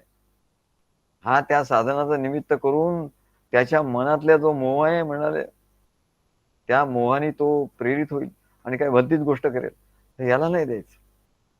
आणि म्हणून सद्गुरू जेव्हा प्रसन्न होतात, म्हणून हा मार्ग असंच आहे. सद्गुरूंना प्रसन्न करून घ्यायचं किती सोपं आहे. सद्गुरूंना प्रसन्न आणि प्रसन्न करायचं म्हणजे काय, ते सांगतात आपल्याला काय करायचं तसं करायचं, झालं. ते झाल्याबरोबर त्यांना एकदम प्रसन्नता वाटते, वा वा वा, शाबाश. काय मी मी सांगितलं याच्याप्रमाणे याने केलं, पण सांगितल्याप्रमाणे नाही झालं तर मग ते काही अनुग्रह करत नाही असं नाही. अनुग्रह त्यांचा असो, पण त्याला त्याचा अनुभव नाही येत. तेव्हा सद्गुरूंनी एवढं सोपं आहे भक्ती मार्ग. सद्गुरूंनी सांगायचं, आपण करायचं. मग एक एक पायरी पायरी पायरीने आपण त्यांचा अनुग्रह होत जातो आणि ते ज्ञान सांगतच असतात. त्या ज्ञानाचा अनुभव येतो, त्यांच्या प्रेमाचा अनुभव येतो, भक्तीचा अनुभव येतो. ते साधन देतात, त्या त्या अवस्थेमध्ये ते साधन ते त्याला देत असतात आणि आणि तो पुढे पुढे जात असतो. तेव्हा याला अनुग्रह असं म्हणतात. सद्गुरूंच्या अनुग्रहाचा, कृपेचा असा चढत्या वाढत्या प्रमाणात त्याला अनुभव येतो. पण काही कारणाने त्याची श्रद्धा, प्रेम आणि तपश्चर्या, सद्गुरु सेवा, सद्गुरूच्या कार्यात सहभाग जर कमी कमी होत गेला, मग काही लोकांचं असं असतं, त्यांचं काहीतरी आड येतं आणि म्हणून जेव्हा अश्रद्धा होते तेव्हा प्रेमाने पकडून राहायचं. महाराज सांगायचे, जेव्हा तुझ्या मनात अश्रद्धा निर्माण होईल तेव्हा प्रेमाने पकडून ठेवायचं आणि प्रेम कमी होईल तेव्हा श्रद्धेने पकडून ठेवायचं. प्रेम आणि श्रद्धा या दोन गोष्टी आहे. जेव्हा प्रेम कमी होतं असं वाटलं तुला, की श्रद्धेने पकडून ठेवायचं, जात राहायचं, करत राहायचं. आणि जेव्हा प्रेम कमी होतं असं वाटलं तर श्रद्धेने पकडून ठेवायचं आणि श्रद्धा कमी पडली असं वाटतं, प्रेमाने जायचं आणि तपश्चर्या करत राहायचं. सद्गुरूंनी सांगितले त्या गोष्टी त्याला तपश्चर्या असं म्हणतात. तेव्हा ती तपश्चर्या करत राहायचं. सद्गुरू सेवा, सद्गुरू कार्यात सहभाग कमी जर होत गेला काही कारणाने, तर त्यांच्या अनुग्रहाचा, सद्गुरू कृपेचा अनुभव देखील कमी कमी होत जातो, कमी कमी प्रमाणात येतो. आम्हाला सुनील घोरपडेंनी त्या एक यज्ञासंबंधी व्हिडिओ पाठवला. एक त्याच्यावर काहीतरी रिसर्च चालू आहे. सायंटिस्ट लोकांनी त्याच्यावर रिसर्च सुरू केला, डॉक्टर लोकांनी, की या यज्ञामध्ये तो एकांगी आहे त्यांचा. ते फक्त या दृष्टीने बघतात की त्याच्या शरीरावर कसे चांगले परिणाम, रोग कसे निघून जातात. पण त्याचा दुसरा जो भाग आहे की देवांची प्रसन्नता आणि देवाचा अनुग्रह, कृपा आणि त्याच्यामुळे आपल्या जीवनामध्ये समृद्धी, धन वगैरे हे हे काही त्याच्यात हे नाही. पण त्यांनी तेवढा भाग आहे की त्याच्या आपण जसं ते औषधी, आपण 57 औषधी तयार केल्या आणि त्याच्या आपण टाकतो, तसंच त्यांनी रिसर्च केला आणि त्या औषधीचा होम करतात ते. आणि त्याच्यात त्यांनी ते सायंटिफिक रिसर्च करून बघितलं तर ते परिणाम एवढे झाले त्या धुरामध्ये. त्या औषधींचा जो धूर होतो त्याचं त्यांनी तपासणी केली आणि त्याच्यामध्ये अशा अशा काही चमत्कारिक गोष्टी त्यांना कळल्या की ह्या जेव्हा आपल्या श्वासाद्वारे, आपल्या त्वचेद्वारे आत जातात, तेव्हा त्या शरीरामध्ये अनेक रोग नाशक असं हे निर्माण होतं म्हणाले आणि त्याच्यामध्ये सगळे रोग नाश करण्याची शक्ती असते असं त्याचं सोच. तेव्हा त्यांनी सगळ्या भक्तांना ते पाठवलं आणि त्याच्यावर लिहिलं की बघा सद्गुरू सांगतात त्याच्याप्रमाणे त्याची प्रचिती आली. बघा बघा, सद्गुरू सांगतात त्याच्याप्रमाणे करायला पाहिजे, तुम्ही लोक करत नाही म्हणाले. सद्गुरू सांगतात त्यांच्या वचनाप्रमाणे तुम्ही सगळं केलं पाहिजे, श्रद्धा ठेवून केलं पाहिजे. नाही केलं तर मग तुम्हाला अनुभव नाही येणार. हे त्यांनी वाक्य फार चांगलं लिहिलं की तुम्हाला सद्गुरू सांगतात बघा आणि त्याच्याप्रमाणे तुम्ही सर्वांनी केलं पाहिजे. तुम्ही जर असं नाही केलं तर तुम्हाला अनुभव नाही येणार, असं त्यांनी सर्वांना सांगितलं. आणि खरोखर तसंच आहे. अनुग्रह कधी होतो सद्गुरूंचा, त्यांनी सांगितलं त्याप्रमाणे त्यांनी केलं आणि आमचा हाच अनुभव आहे. आम्हाला अनुभव कसा आला, सद्गुरूंनी सांगितलं आम्ही कधी त्याच्या पलीकडे गेलो नाही. त्यांनी सांगितलं तसं आम्ही केलं. त्यांच्याशी आम्ही कधी वादाचा तर प्रश्नच नाही, प्रश्न पण आम्ही विचारला नाही त्यांना कधी. तेव्हा असं जेव्हा होत जातं तेव्हा तो पटापट एक एक पायरी चढत जातो आणि त्याला अनुभव येतो. असा अनुभव त्या अर्जुनाला आला. तेव्हा नाम संकीर्तन आपण म्हणतो, पण नाम संकीर्तनाचा अर्थच कोणाला कळत नाही. म्हणजे नारद ऋषीचं उदाहरण बघा. ते त्रैलोक्यात त्या सुरांच्या घरी काय, त्या सुरांच्या विष्णूच्या प्रवेशांतपुरी. हा विष्णूच्या प्रवेश अंतपुरी. बघा, भगवान विष्णूच्या अंतपुरात त्या लक्ष्मीला जाऊन ते ज्ञान सांगतात. ती लक्ष्मी एवढी देवी, पण त्या लक्ष्मीला तिचं त्या नारायणाचं महात्म्य माहिती नाही. त्या लक्ष्मीला ते नारायणाचं महात्म्य सांगतात. तुला माहित नाही लक्ष्मी हा नारायण कोण आहे? नारायण तर झोपी गेलेले असतात. तर त्यांच्या कानावर जेव्हा हा संवाद पडतो, हे गुणसंकीर्तन पडतं, ते गुणसंकीर्तन नारदान, तेव्हा त्यांना लक्षात येतं, अरे ह्या नारद आला, भक्त आला म्हणले कोणतरी. त्यांच्या ते समाधीतून बाहेर येतात. प्रत्यक्ष नारायण समाधीतून बाहेर येतात. हा, भक्तांनी गायन केल्यामुळे याला नाम संकीर्तन असं म्हणतात. अरे परमेश्वर जागा होतो तो, नाही तर तो परमेश्वर समाधीत झोपलाय म्हणा. तो कोणाचा लागत नाही. तो कोणाचा कधी लागतो? जेव्हा भक्त येतो तेव्हा त्याला आनंद होतो. अरे वा वा, मत भक्ता यत्र गायंती तत्र तिष्ठामि नारद, असं म्हणतात. तेव्हा ते गुणसंकीर्तन जे आहे म्हणलं, सद्गुरूंचं संकीर्तन करायचं सगळ्यांच्या समोर. अरे सांगायचं की सद्गुरू असे आहे, असं आहे, असं आहे, त्यांचा मार्ग असा आहे, हे सांगायला तू सांगायला लागला की तुझ्या अंतःकरणात आपोआप ते त्याचं एवढं तेज, ते एवढं तेजस्वी आहे, एवढं प्रेम त्याच्यामध्ये आहेच ऑलरेडी, की तू सांगत असताना तुझ्या ठिकाणी आपोआपच प्रेम निर्माण होईल म्हणा. काय, तुझा अहंकार आपोआपच विरघळून जाईल म्हणा. मी माझं हे सगळं जाईल आणि मग तुला संसाराची चिंता भीती काहीच राहणार नाही. नष्ट हो, तुझा मोह नष्ट झाला की तुला संसाराची काही भीती नाही. का? तर तुला असा अनुभव येईल की हा संसार चाललाय, अरे मी थोडी चालवतोय इकडे. खाल्ले अन्न पचूनही जाते. अरे अन्न खातो आपण, ते पचतं कसं? तू पचवतो काय? तू फक्त निमित्ताचा धनी आहे. निमित्ताचा धनी केला असे स्वामी, केला असे प्राणी, असा तुला अनुभव येईल की तुझं जीवन सहज चाललेलं, सहज होत आहे. तुला काही त्याच्यात अडचणी आल्या तरी तू त्या कशा निघून जातात तुला कळत नाही मला. याला अनुग्रह असं म्हणतात. आणि म्हणून मद अनुग्रहाय परमम गुह्यम अध्यात्म संज्ञितम यत्वयोक्तम वचस्तेन मोहोयम विगतो मम. आणि लोकांना हेच लक्षात येत नाही की अरे आपलं सांगावं, सांगितलं की आपला अभ्यास आहे तो. काय, तुकाराम महाराज कसं कीर्तन करायचे, 3-4 लोक असायचे, पण ते एवढं रंगून कीर्तन करायचे, शेवटी सगळे निघून जायचे, एकच राहायचा. त्याची घोंगडी होती तिथे म्हणून तो राहायचा. तर एकाच्या समोर मग ते एकदा ते आपल्या समाधीत गेले संकीर्तनाच्या, की त्यांची समाधी लागली की झालं. मग समोर कोणी आहे नाही याचा त्यांना काही हे नाही. तेव्हा या सर्व संतांनी नाम संकीर्तन केलं, म्हणजे सर्वांना परमेश्वराचं महात्म्य सांगितलं. आणि म्हणून त्यांच्या ठिकाणी प्रेमभाव भक्तिभाव एवढा वाढला, प्रेम भक्ती ज्ञान एवढं वाढलं, आणि त्यांचा मोह नष्ट झाला, त्यांचा अहंकार नष्ट झाला, मोह नष्ट झाला, सर्व विकार नष्ट झाले, आणि त्यांना आत्मज्ञान आत्मसाक्षात्कार झाला. किती सोपं साधन आहे हो. सद्गुरू हे सोपं साधन सर्वांना देत असतात. आणि ते घोरपडे ते आजही कुठेतरी जाणार होते, आम्ही त्यांना फोन केला, मी चाललोय म्हणे. ते जातात कुठेतरी, मग त्यांना सांगतात, एक एक दीड दीड तास सांगतात. मग त्यांना सांगतात तुम्ही फोन करा, मी नाही बोलणार, सद्गुरूशी तुम्ही फोन करा. मग ते लोक माझ्याशी बोलतात.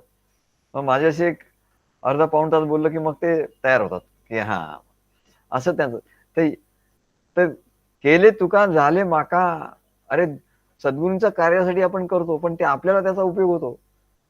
सद्गुरूंच्या प्रेमाने भक्तीने त्यांच्या कार्यासाठी आपण करतो, पण त्याचा उपयोग आपल्या अंतःकरणामध्ये तो आत्मसाक्षात्कारापर्यंत नेणारा हा मार्ग तो होतो म्हणाले. म्हणून आम्ही सांगतो, अरे सांगा, सगळ्यांना सांगा, जो भेटेल तो त्याला सांगा. आणि तो तयार होतो, त्याला सांगितल्यानंतर तयार होतो तो. तेव्हा याला नाम संकीर्तन असं म्हणतात. हा एक नवीन विषय आता तुम्हाला कळला असेल. नाही तर लोक आपलं प्रवचन ऐकलं झालं, आम्ही सद्गुरूंचं प्रवचन ऐकतो, आम्ही दुसऱ्याच्या अध्यात मध्यात काही नाही, कोणी आला तर नाही हो सद्गुरू, आम्ही त्याला सांगतो, पण ते काय लोक ऐकत नाही, समजत नाही. अरे तू सांगत राहा, तू त्या त्या भूमिकेने सांग, म्हणजे ते लोक येतील म्हणले. नाही तर तू आपलं असंच काहीतरी कॅज्युअली सांगशील तर कसं येणार? ते तू आपलं साधन कर, की सांगणं हे साधन.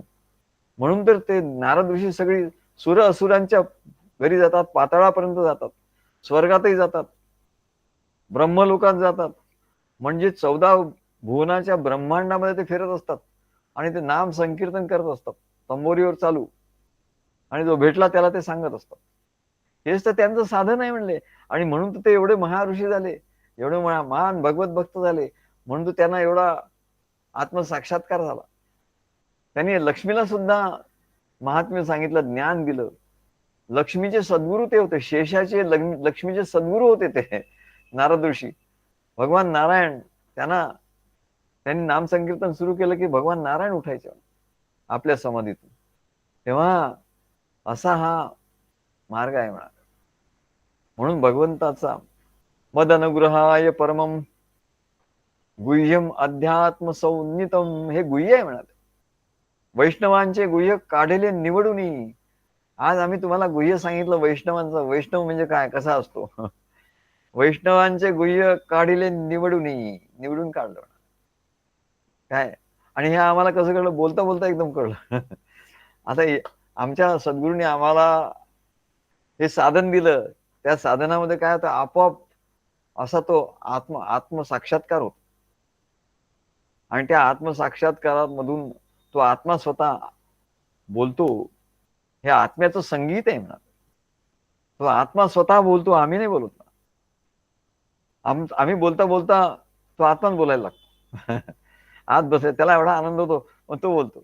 मग जुगलबंदी सुरू होते. आम्ही बोलतो तो बोलतो, आम्ही बोलतो तो बोलतो. की आम्ही भक्ती बोलतो, तो ज्ञान बोलतो.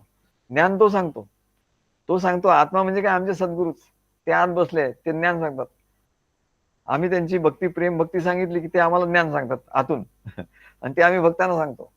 आणि हे नाम संकीर्तन असं चाललेलं असतं, म्हणजे जुगलबंदी चाललेली असते. म्हणून भगवंताचा अर्जुनावर अनुग्रह झाला. मद अनुग्रहाय परमम अत्यंत श्रेष्ठ गुह्यतमम, गुह्य असं अध्यात्म संज्ञितम, अध्यात्म नावाचं, ज्याला अध्यात्म असं संज्ञा आहे. यत्वयोक्तम, जे तू मला सांगितलं वचस्तेनं, वचनाने सांगितलं. त्यांनी काय झालं, मोहोयम विगतोमय मम, माझा मोह नष्ट झाला की आत्मसाक्षात्कार झाला. अहंकार नष्ट झाला की आत्मसाक्षात्कार झाला. एवढं सोपं आहे. आत्मा तिथे आहेत म्हणाले. म्हणून भगवंताचा अर्जुनावर सखा या नात्याने आधीपासून अनुग्रह होताच. तो मित्र होताच. पण मित्र होता तेव्हा ज्ञान नाही सांगितलं म्हणाल. मित्राला ज्ञान नाही सांगता येत. मित्राचं प्रेम घेता येतं, देता येतं. प्रेमाचा व्यवहार चालू असतो. पण ज्ञान कधी तो शिष्य होतो, शरणी येतो, अहंकार बाजूला ठेवतो. शादिमाम त्वाम प्रपन्नम असे म्हणून शिष्यभावाने तो संपूर्ण शरणागत झाला की मग त्याच्यावर अनुग्रह होतो. मग सद्गुरू त्याच्यावर दुसरा अनुग्रह करतात, त्याला आपलं शिष्य करून घेतात. आणि त्यानंतर भगवंताचा तिसरा अनुग्रह त्याच्यावर. भगवंताने त्याला अत्यंत दिव्य गुह्य असा ज्ञानबोध सांगितला. ज्ञानबोध जेव्हा सद्गुरू सांगतात तेव्हा तो त्यांचा तिसरा अनुग्रह होतो. गीतेच्या रूपाने हा ज्ञानबोध, हा अनुग्रह अर्जुनावर भगवंताने केला. तेव्हा 10व्या अध्यायापर्यंत भगवंताने त्याला अद्वैत ज्ञानबोधाच्या रूपाने अनुग्रह केला. अद्वैत ज्ञानबोध सांख्यशास्त्र सांगितलं, कर्मयोग सांगितला, योग सांगितला. सर्व हे सांगता विभूती योग सांगितलं. ज्ञानबोधाच्या रूपाने त्याच्यावर अनुग्रह केला. तेव्हा अर्जुनाचा सर्व मोह नष्ट झाला आणि त्याला अद्वैत आत्मज्ञानाचा अनुभव आला. तो श्रीकृष्णाची एकरूप झाला. श्रीकृष्णाचा अहंकार बाजूला झाल्याबरोबर तो श्रीकृष्णाची एकरूप झाला. आणि म्हणून आम्ही सर्वांना सांगतो की प्रवचन नियमाने श्रवण करा बाबा. ध्यान करून काही होणार नाही. त्यांनी सर्व संसार मोह नष्ट होतो आणि आत्मानुभव येतो. जोपर्यंत मनुष्याला या संसारात काहीतरी मोह आहे, मोहच असतो. म्हणजे या संसाराचा मोह, संसार सारखा समोर दिसत असतो आणि त्याच्यामुळे त्याचा मोह सारखा मनुष्याला होत असतो. तोपर्यंत त्याला आत्मप्रचिती नाही येऊ शकत. त्याला आत्मप्रचिती असं म्हणतात. आत्मप्रचिती त्याला येत नाही म्हणा. तो त्या संसाराच्या याच्यात त्याचं मन गुंतलेलं असतं. आधी सद्गुरु शास्त्र प्रचिती, सद्गुरु शास्त्र त्याला सांगतात किंवा आधी त्याला शास्त्र प्रचिती म्हणजे काहीतरी त्यांनी वाचन केलेलं असतं.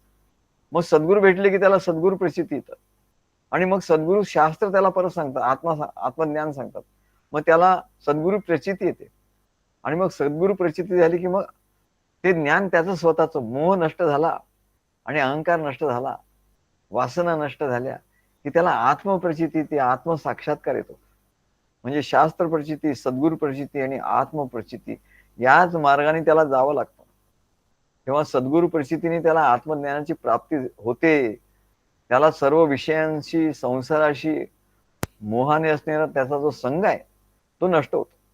म्हणून सद्गुरु तोपर्यंत त्याच्या व्यक्तित्वाचे दोन भाग करतात.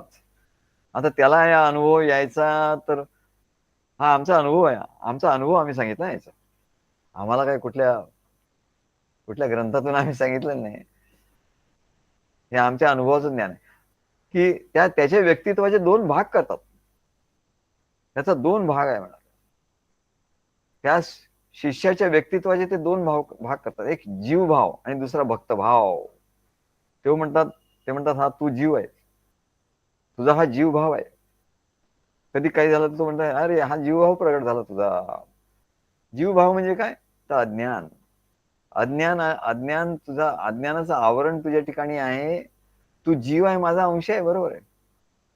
जीव तर अंश आहेस, परंतु तुझा अज्ञानाने आवरण आलंय, त्याला जीवभाव म्हणतात. हा तुझा जीवभाव, हा एक भाग मी बाजूला केला आणि दुसरा भक्तभाव तुझा आहे तो बाजूला केला. तुझा भक्तभाव मला आवडतो, तुझा प्रेमभाव, भक्तिभाव हे मला आवडतं आणि तुझा सेवाभाव, कार्यामध्ये सेवा हे सगळं मला आवडतं. त्याच्यामुळे माझा अनुग्रह तुझ्यावर होतो. आणि जीवभाव आहे ना, तिथे मात्र मी तो जीवभाव कसा नष्ट होईल तो ज्ञानाने, त्याचं ज्ञान मी तुला देतो. आणि त्या ज्ञानाने तुझा जीवभाव नष्ट होतो, तुझा अहंकार नष्ट होतो.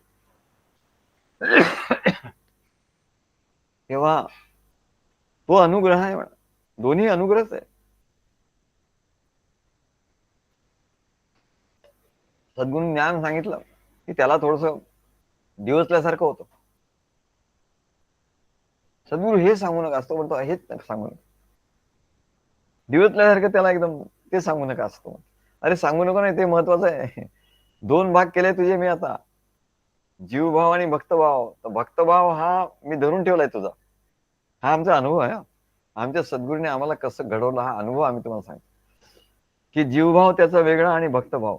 भक्तभावाने त्याला ते अगदी दृढ धरून ठेवतात. त्याच्यावरचं प्रेम कधीच कमी होऊ देत नाही. पण त्याला असं वाटतं की सद्गुरूंचं आपल्यावरचं प्रेम कमी झालं, पण ते कधी त्यांच्याकडून प्रेम कमी होऊ देत नाही. त्याला भक्तभाव असं म्हणतात. त्याला भक्तभावाने ते आपल्या हृदयात धरून ठेवतात पक्क, दृढ. आणि जो जीवभाव आहे ना, तो जीवभाव त्याचा नष्ट करतात.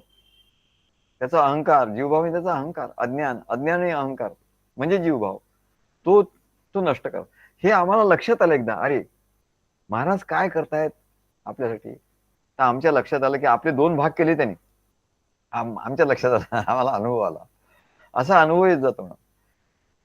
आणि आमचं एक काव्य झालं. आमचा अनुभव आला की आम्ही काव्य करायचं.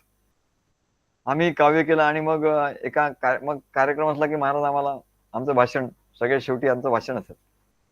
मग आता तू भाषण कर प्रत्येक कार्यक्रमामध्ये.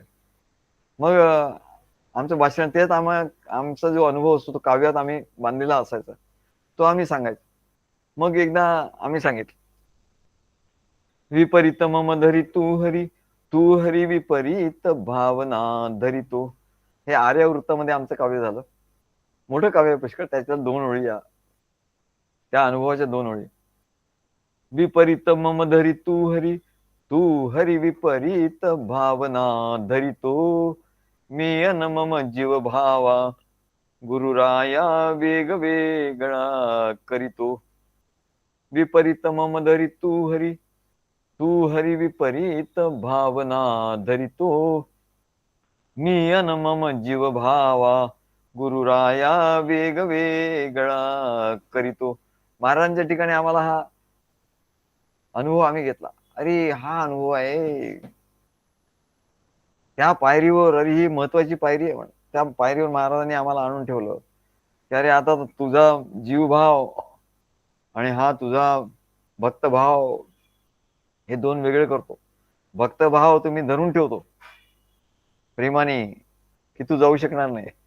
आणि तुझा जो, जसं एखादी वस्तू त्याच्यावर काही प्रोसेस करायची असेल तर चिमट्याने धरून ठेवतात आणि मग दुसऱ्या हाताने त्याला काय तासतात किंवा काय करतात. तसं म्हणाले, एकीकडे धरून ठेव नाही ते सुटून जाईल म्हणा. तेव्हा विपरीत मम धरी तू हरी, दोन भाग करतात. एक जीव भाव, मी आणि मम जीव भाव. मी म्हणजे भक्तभाव, माझा जो भक्तभाव आहे तो, आणि जीव भाव मी अन मम जीव भावा गुरुराया वेग वेगळा करीतो. असं वेगवेगळा करतो आणि माझा भक्तभाव धरून ठेवतो जवळ, हृदयाशी धरून ठेवतो. आणि जीवभाव आहे तो घालवतो, अहंकार, अज्ञान आणि विपरीत काय असेल ते. विपरीत मम धरी तू हरी, मग एक एक विपरीत भाव धरतो, एक एक विपरीत भाव धरतो. आणि तो विपरीत भाव धरून तू हरी, हरी म्हणजे हरण करतो.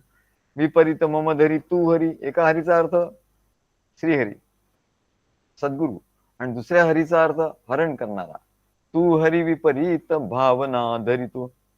परंतु माझ्या ठिकाणी विपरीत भाव आलेला आहे, तो तू नष्ट करतो. परंतु एकीकडे भक्तभावाने मला धरून ठेवतो, प्रेमभावाने, आणि माझ्याबद्दलचा विपरीत भाव तू तुझ्या मनात करत नाही. काही लोकांना असं वाटतं की सद्गुरू रागवले, मग सद्गुरू तुम्ही रागवता. अरे आम्ही कशाला रागवतो? म्हणतात रागवत नाही, आम्हाला तुझा तो विपरीत भाव आहे ना, त्या विपरीत भावाचा राग आहे, तो तुझ्या ठिकाणी नको.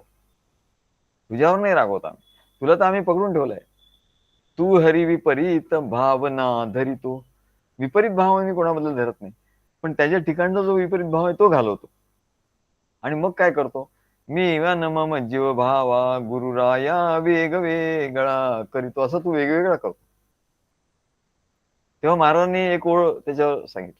अरे हे बरोबर आहे, आम्ही दोन वेगळं केलं म्हणाले, पण नंतरचा अनुभव काय आहे तो सांग म्हणाले. तो अनुभव काय? मी अन मम निज स्वरूपा गुरुराया भेट भेटवून देतो. मी आणि माझं निज स्वरूप जे आहे,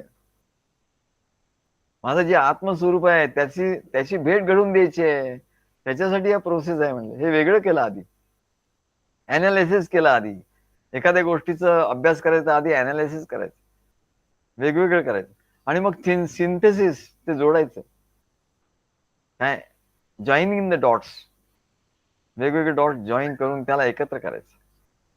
तेव्हा आणि संपूर्णपणे ते बघायचं, सर्व अंगाने ते बघायचं संपूर्ण. मी अन मम जीवस, मी अन मम निज स्वरूपा गुरुराया भेट भेटवून देतो. हे त्यांची ओळ आहे. सद्गुरूंची ओळ काय? मी अन मम निज स्वरूपा गुरुराया भेट भेटवून देतो. मी आणि माझ्या निज स्वरूपाची भेटवून देतो, याच्यासाठी चाललाय म्हणाल सगळं. हा सगळा खटाटोप कशा करता चाललाय? मी आणि माझ्या निज स्वरूपाची एकरूपता व्हावी याच्यासाठी. बी घडविसी मज घडविसी. आता बिघडविसी आपल्याला वाटतं हे आम्हाला बिघडवतात, तसं बिघडवतच म्हणून. पण त्याचं जे बी आहे म्हणले, त्याच्यात बी पेरतो आणि त्या बीला घडवतो, झाडाच्या रूपात घडवतो म्हणत. ते झाड येतं, मग फळ येतं, असं बिघडवतो म्हणत. बी घडविसी मज घडविसी, मज कडूनी काय काय करविसी. तर सद्गुरू त्याच्याकडून काय काय करून घेतात. हे कर, ते कर, असं कर, तसं कर. तो काय काय वेळा तो वैतागतो. काय सद्गुरूंच्या लक्षात आलं, अरे आता मग ते ठीक आहे तुला जमेल तसं कर. त्याची ती पॉवर वाढत जाते. म्हणजे त्याला काय म्हणतात, त्याची पॉवर वाढत, एन्ड्युरन्स वाढत जातो. एन्ड्युरन्स टेस्ट होते, किती सहन करू शकतो हा. त्याला अनेक गोष्टी सांगतात, हे कर, ते कर, ते कर, ते कर. पण त्याची किती एन्ड्युरन्स आहे, किती त्याचं हे सहनशक्ती आहे, किती त्याची कपॅसिटी आहे, ते सद्गुरू बघतात आणि त्याच्याप्रमाणे त्याला पुढे पुढे नेतात. मी अन मम निज स्वरूपा गुरुराया भेट भेटवून देतो. बी घडविसी मज घडविसी, मज कडूनी काय काय करविसी. करवुनी दूर रहासी, घडविसी मज लेपला गुना देशी. आणि करवून तू दूर राहतो म्हणा, सगळं माझ्याकडून करून घेतो आणि तू दूर राहतो, तू त्याच्यात हे असत नाही. घडविसी मज लेपला गुना देशी, माझ्याकडून सगळं प्रयत्न करून घेतो, पण मला लेप लावू देत नाही. म्हणजे मला त्याचा संताप होऊ देत नाही. नाही तर मनाला क्लेश होतात. संसारात मनाला क्लेश होतात. जे कर्म आहेत, कर्माचं फळ मिळतं. जसं कर्म करशील संसारात तसं तुला फळ मिळेल. भक्ती मार्गात तसं नाही म्हणलं, कर्माचं काही फळ नाही. तू कर्म कर बस, सगळं सद्गुरूंचं आहे या भावनेने कर. तू नोकरी कर, सद्गुरूंचं आहे या भावनेने कर. धन मिळव, सद्गुरूंचं आहे धन, आणि सद्गुरूंच्या कार्याला तू धन दे. म्हणजे तुझं धनात मोह नाही राहणार. नाही तर मोह राहिला की झालं म्हणा. हे दानाची कॉन्सेप्टच अशी आहे.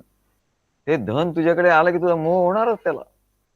तो मोह होणार नाही या मर्यादेपर्यंत सद्गुरू त्याला ते धन हे करायला देतात.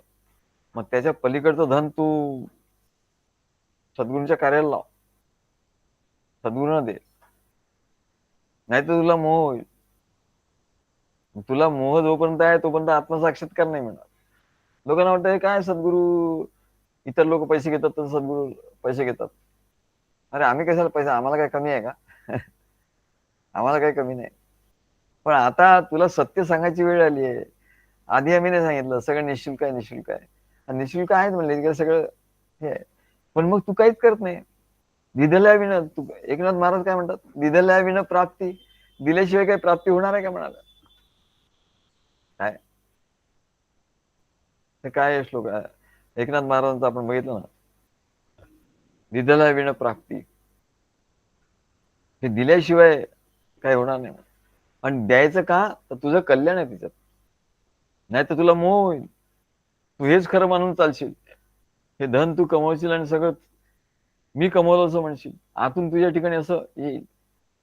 म्हणून तुला आवश्यक आहे तुझ्या संसाराला तेवढंच ठेवायचं. त्याच्या व्यतिरिक्त जे येईल ते सर्व सद्गुरूंना द्यायचं. नाही तर कार्यासाठी म्हणतो काय करतो, आपलंच काहीतरी कार्य करतो. काय म्हणतो सद्गुरूंना दिलं धन असं म्हणतो. असं नाही, प्रत्यक्ष दिलं पाहिजे. तेव्हा ते सांगतात, करुनी दूर रहाशी. तू ते करून घेतोस आणि दूर राहतोस. घडविसी मज लेप लागुना देशी. तू सर्व करून घेतोस, माझ्याकडनं धन संपादन सगळं करून घेतोस. पण जर याला मोह झाला तर हा अडकला म्हणलाय, त्या कर्मात अडकला. कर्म आणि त्याचं फळ. आणि म्हणून त्याला लेप लागू नये म्हणून ते सांगतात, अरे बाबा. आणि वेदात सांगितलेलं आहे की धन कम. वेदात एवढे रुचा आहे त्या वेदात, ऋग्वेदात काहीतरी तुम्हाला वाचून दाखव की मनुष्याने धन कमवायचं आधी. प्रत्येक रुचीमध्ये बरं एका ठिकाणी असेल तर आपण मानू शकतो. मग प्रत्येक ठिकाणी त्यांनी सांगितलं की धन कमवायचं. अरे मला एवढं आश्चर्य वाटतं जेव्हा मी वाचलं वेदामध्ये, तेव्हा अरे ऋग्वेदात प्रत्यक्ष. बरं सुरुवातच त्यांनी म्हणलं धनाने, काय धन कमवा आणि करा काय तेही दिलंय त्यांनी. धन कमवा आणि ते ह्या सद्गुरूंच्या मार्गाला ते खर्च करा. म्हणजे तुमचा मोह त्याच्यात राहणार नाही. किती छान कॉन्सेप्ट आहे म्हणा. पण हल्लीचं जग असं झालं की जगात जसं त्याच्यामुळे लोकांना असं वाटतं, अरे आता इथे तसंच आहे का. अरे तसं नाहीये म्हणा. आतापर्यंत आम्ही कोणाला काही सांगत होतो, आम्हीच आमचे पैसे खर्च करत होतो. पण आम्ही म्हटलं की अरे असं जर आपण करत राहिलो तर मग यांच्याकडून ते घडणार कसं, याचं त्यांना, नाही तर त्यांचा मोह तसंच राहून जाईल त्यांच्या ठिकाणी. असं आमच्या लक्षात आलं. नाही हे बरोबर नाही. मग आता सांगायचं कसं लोकांना. आणि सांगितलं तर आपलं असं, नाही सांगितलं तिकडून पंचायत, सांगितलं तिकडून पंचायत.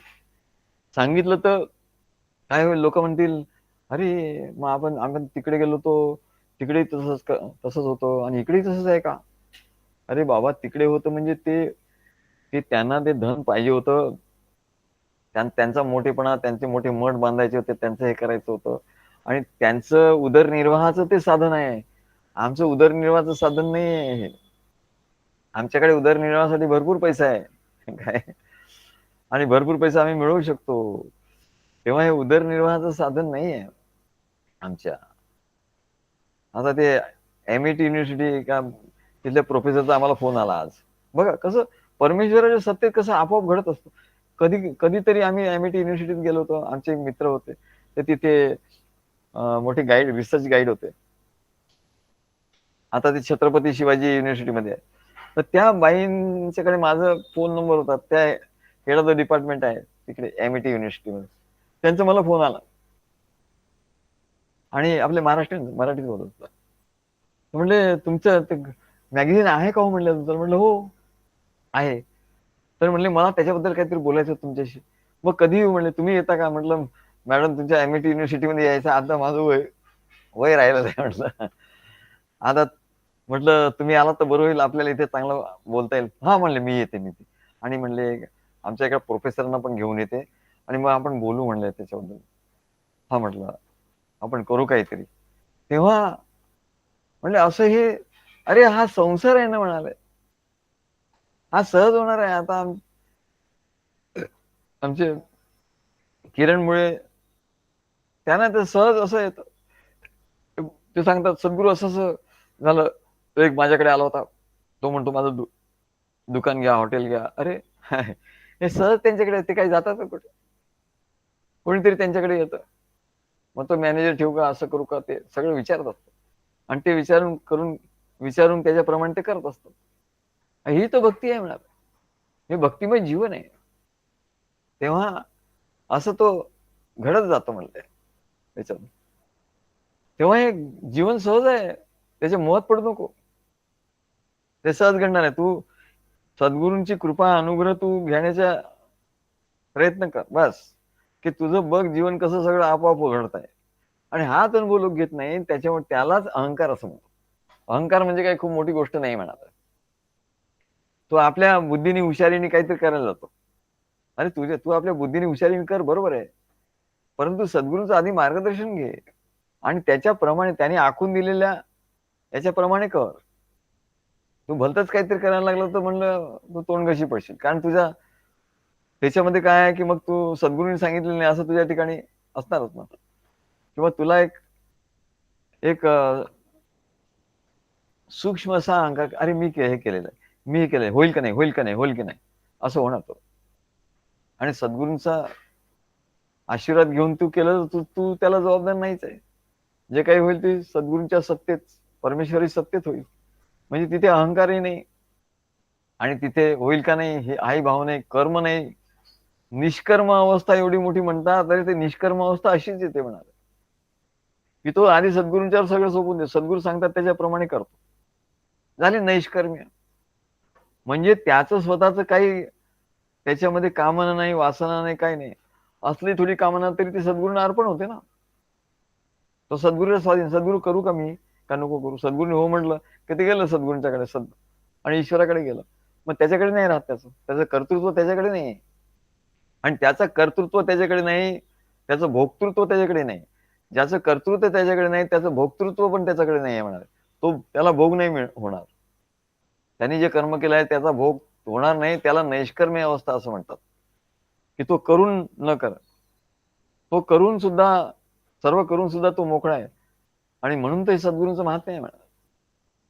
नाही तर लोक म्हणतात सद्गुरू सांगतात, काही गोष्टी सांगतात, काही गोष्टी लपवतात.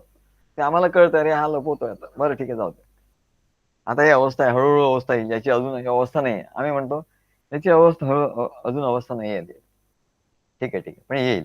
पण हा धरून आहे ना, प्रेम भक्तीने धरून आहे ना, मग याची अवस्था येईल, हळूहळू येईल म्हणा. तेव्हा बी घडविसी मज घडविसी, मज कडुनी काय काय करविसी, असा जेव्हा भाव येतो, माझ्याकडून काहीतरी करतो तो, मी त्याचं हे नाही येणार. करवुनी दूर राहासी, कारण करवुनी सद्गुरू दूर राहतात आणि सद्गुरू दूर राहतो, मी दूरच राहतो म्हणलं. मी सद्गुरूंना सांगून केलंय, मी त्या कर्माचा धनी नाही. काय मी ते कर्म त्यांच्या सांगण्यावरून केलं बस, मी त्याच्यात मोकळा झालो. अरे किती किती सोपं आहे म्हणाले, भक्ती मार्ग किती किती सहज सुलभ सोपा आहे. आणि एवढे ऋषी मुनी पण त्यांना सुद्धा हे जमत नाही म्हणले. हे कर्म काय, किम कर्म किम अकर्म कवयोप्यत्र मोहित. हा कवी, कवी म्हणजे हे कवी नाही म्हणाले, कवी म्हणजे जे मोठे ऋषी मुनी आहे त्यांना सुद्धा म्हणाले याचा घोळ पडतो, घोळ होतो, गोंधळात पडतात, जसा अर्जुन गोंधळात पडला. किम कर्तव्यम किम अकर्तव्यम, कवयोप्यत्र मोहित. मोठमोठे पंडित विद्वान ते मोहित झाले, तर तुझी काय गती आहे म्हणे. कर्म काय, अकर्म काय, विकर्म काय, आणि कर्तव्य कर्म काय, आणि कर्तव्य कर्म कसं करायचं, स्वधर्माचरण काय, या सर्व कर्मांच्या पलीकडे जे स्वधर्माचरण आहे ते काय, आणि मग त्याच्यातून येणारी नैष्कर्मी अवस्था काय. अरे नुसते ज्ञानाचं म्हणजे पुस्तकात ज्ञान दिलं तर त्याचा अनुभव सद्गुरूंच्याकडे आहे म्हणा. सर्व सद्गुरूंशी तो जोडला गेला की सगळ्या गोष्टीचा अनुभव तुझ्या समोर as clear as daylight असं येईल म्हणा. तेव्हा करवनी दूर रहाशी, घडविशी मज लेपला गुना देशी, तेव्हाच त्याला या आत्मज्ञानाची प्रचिती येते आणि तो अद्वैत आत्मस्वरूप होतो. अरे कुठल्या अवस्थेला जातो म्हणजे अद्वैत आत्मस्वरूपाला जातो तो. द्वैताचं पूर्ण हे होतं, द्वैत नष्ट होत, तो आत्मस्वरूप होता, आत्मसाक्षात्कार त्याला होतो. हे मोठमोठे शब्द त्याच्यासाठी एकदम सोपे होऊन जातात. म्हणून अर्जुनाला अद्वैत अनुभवाच्या अवस्थेला आलाय असं बघितलं. ज्ञानेश्वर महाराज त्याचं वर्णन करतात. अरे आता अर्जुन आला म्हणलं, अद्वैत अवस्थेला आलाय असं श्रीकृष्णाला लक्षात आलं. त्याची अवस्था की हा अद्वैत अवस्थेला आलाय, आत्मज्ञानाची प्रचिती याला आली आहे, अद्वैत अवस्थेला आलाय असं बघून भगवंताला अत्यंत आनंद झाला. आणि भगवंतानी श्रीकृष्णाने अर्जुनाला अत्यंत प्रेमाने मिठी मारली असं असं ते वर्णन आहे की त्याला अरे याला हा आत्मसाक्षात्काराच्या जवळ आला, याचा मोह नष्ट झाला, अहंकार नष्ट झाला. कशामुळे, मी केलं सांगितलं तसं केलं, बस एवढं सोपं आहे. सद्गुरूंनी सांगितलं तसं केलं, सद्गुरूंनी सांगितलं तसं केलं बस. आणि या अवस्थेपर्यंत तो आला. नैष्कर्म अवस्था मोठमोठे नाव आहेत, पण त्याचा अर्थ काय, सद्गुरूंनी सांगितलं आणि तसं आम्ही केलं. तेव्हा त्यांनी आनंदाने प्रेमाने मिठी मारली असं ज्ञानेश्वर महाराज म्हणतात. हनुमंत काय म्हणतात, देहभावेन दासोहम, देहभावानी म्हणाल तर मी तुझा दासानुदास आहे, तू जसं म्हणशील तसं मी करणार आहे. बघा ही दास्य भक्ती आहे. अरे सद्गुरू सांगतात तसं करणं खादी गोष्ट नाही, दास्य भक्ती. दास्याच्या नंतर फक्त एकच भक्ती राहते शिल्लक, सख्य भक्ती, आणि आत्मनिवेदन भक्ती आपोआप घडते म्हणाले. आणि त्यांनी सायुज्य मुक्ती मिळते, त्यांनी सायुज्य मुक्ती मिळते म्हणाले. तेव्हा जीव भावेन, देह भावेन दासोहम, देह भावाने मी तुझा दास आहे, तू सांगशील तसं मी करणार, बस तुम्ही सांगा मी करणार. जीव भावेन त्वदंशक, आणि जीव भावानी मी तुझा अंश, त्वद अंशक, तुझा अंश आहे. फक्त काय, तो अज्ञान आणि अहंकाराने झाकलेला आहे. मग तुझ्या ज्ञानामुळे, तुझ्या ज्ञानाचा अनुग्रह जो झाला, गुह्य ज्ञानाचा उपदेश जो झाला, आणि तुझी जी सेवा घडली, त्याच्यामुळे काय झालं म्हणाल, नाम संकीर्तन झालं, नाम जप झाला, नाम संकीर्तन झालं. आणि त्याच्यामुळे काय झालं, आत्मभावेन रामोहम, आत्मभाव निर्माण झाला. काय, सद्गुरू माझ्या ठिकाणी, आत्म्याच्या ठिकाणी आहेत असं सद्गुरू तिथे स्थानापन्न झाले आत्म्याच्या ठिकाणी. आत्मभावेन रामोहम, मी सद्गुरूंशी एकरूप आहे, आत्मभावाने सद्गुरूशी एकरूप आहे असं झालं. इति मे निश्चितामती, अशी जेव्हा त्याचे निश्चित दृढ मती होऊन जाते, काही हालचाल नाही, त्याला सोहम भाव असं म्हणतात. आता बघा, सोहम भाव, याला सोहम भाव म्हणतात. हे जे आम्ही आता सांगितलं त्याला काय म्हणतात, सोहम भाव. ही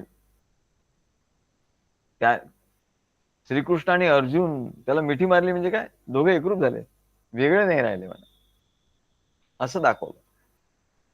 तेव्हा तो अर्जुन श्रीकृष्णाची एकरूप झाला. कारण काय, तो दास होता आधी, दास भावाने होता, जीव भावाने होता, आणि तो आत्मभावाने युक्त झाला तेव्हा तो श्रीकृष्णच झाला म्हणा. इतिमे निश्चितामती, याला सोहम भाव असं म्हणतात. नुसतं सोहम सोहम मंत्र कोणाला हे होत नाही, ते सोहम मंत्र सांगतात, पण नुसता सोहम मंत्र म्हणून नाही, तो सोहम हा भाव आहे, आणि सोहम हा अनुभव आहे. अरे हा भाव इकडून जेव्हा घेशील तू भक्तिभावाने, तेव्हा जेव्हा तू सोहम मंत्र म्हणशील, तेव्हा तो सोहम मंत्र म्हणजे सिद्ध होईल, नाही तर सिद्ध होणार नाही. नाही तर तू नुसता सोहम सोहम करत बसशील. तेव्हा मी सद्गुरूंचा आहे, त्यांच्यासाठी सगळं मी करणार आहे. इतर कोणाचा नाही, इतर म्हणजे कोणी नाही.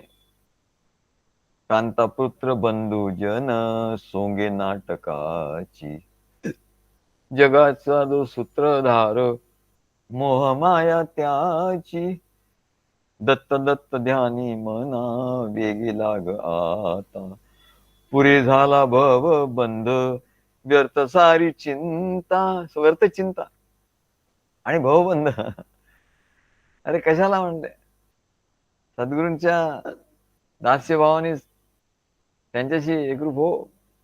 बघ म्हणले सगळं आपोआप होत, सगळं आपोआप होणार, होतच आहे म्हणाले. पण तू त्याला धरून ठेवतो, चिकटून राहतो.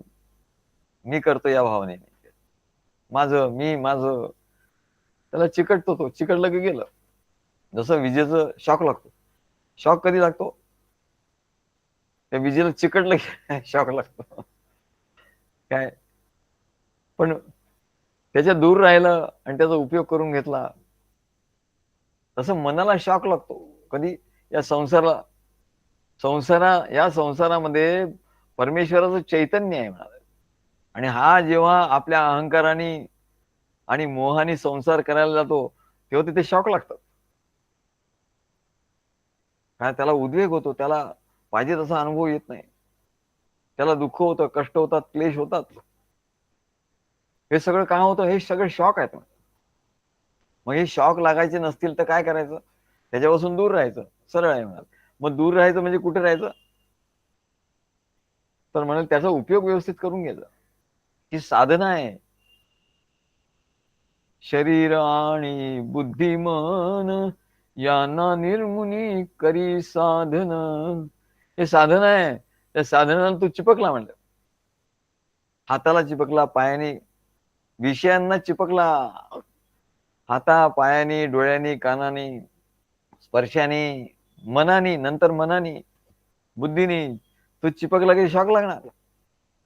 कारण तिथे चैतन्य आहे म्हणजे परमेश्वरच, ते थोडे ऐकणार आहे तुझं. तर शॉक लागणार तुला. मग असे शॉक लागले की लोक येतात. कोणीतरी म्हणत होतं ते, आजच ते आले ते म्हणले, असं शॉक लागला की लोक येतात म्हणले. दुःखाशिवाय कोणी येणार नाही म्हणा. सगळं सुखात चाललंय तर तो नास्तिक होतो म्हणा. हा परमेश्वरावर काही नाही म्हणा, ईश्वराला रिटायर करा म्हणा, परमेश्वरावर काही नाही असं म्हणतो. अशी उद्दामपणाची भाषा आहे. मग जेव्हा त्याला शॉक लागतो तेव्हा तो येतो. तेव्हा हा भाव जेव्हा सद्गुरू, मी इतर कोणाचा नाही, देहाचा देखील नाही, तर एवढं देव देहाचा या धनी तो अर्पिला त्याचे चरणी, प्रेम घेता सेवेतून एक आनंद आनंद. तेव्हा म्हणले असा आनंदाचा त्याला अनुभव येतो. हा देह कशासाठी आहे, सद्गुरूच्या सेवेसाठी आहे. असा दृढ भाव जेव्हा होतो त्याचा, अरे इतर गोष्टीसाठी नाही, मी त्याच्यासाठी आहे. मग कोणी बोलवलं, अरे या आमच्याकडे या, अमकं करा, चालला तो पळाला. तो म्हणेल नाही नाही आता आम्ही काय. ते किरण मुळे सांगतो, म्हणजे त्यांनी मला बोलवलं होतं, मामाने बोलवलं, यांनी बोलवलं, नातेवाईकांनी बोलवलं, ते नाही जात. घरच्या सगळ्या लोकांना पाठवून देतात, घरच्या सगळ्या लोकांना, कुटुंबाला पाठवून देतात. तो आता काही जात नाही. गाडीमध्ये सगळ्यांना घाला, तिकडे पोहोचून द्यायचं. ते मागच्या मागे फरार. काय याला म्हणतात, जेव्हा तो मग शॉक नाही लागत. आणि जे जातात तिथे ते मग शॉक घेऊन येतात. काय मग त्यांना शॉक लाग, मग काहीतरी मोहाने जातात आणि त्यांना वाटतं तसं काही तिथे घडत नाही, मग त्यांना शॉक लागतो. तेव्हा सद्गुरूच्या ज्ञानवचनाचं नित्य नियमाने श्रवण मनन चिंतन केल्याने हा भाव, दृढ भाव होतो मला. आणि म्हणून घोरपडे आमचं प्रवचन ऐकतात, सगळ्यांना सांगतात, अरे प्रवचन ऐकत जा, आणि ते लिहित जा आणि पाठवत जा. आणि ते स्वतः पाठवतात, आणि त्यांना ते आवडलं की ते एवढं पाठवत असतं, आणि त्यांना एवढे हे असतं, अरे हा खरा भाव आहे मला. त्यांचं आपण उदाहरण घेतो, पण हा खरा भाव सगळ्यांचा झाला पाहिजे.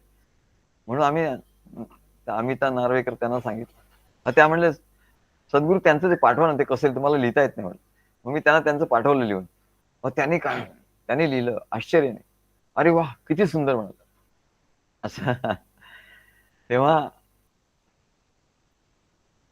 असा अर्जुनाला अनुभव आला, काय आत्मसाक्षात्कार त्या अनुभवाला अर्जुनाला. म्हणतो मदनुग्रहाय परमं गुह्यम अध्यात्म संज्ञितम यत्पयोक्तम वचस्तेन मोहोयम विगतो ममा.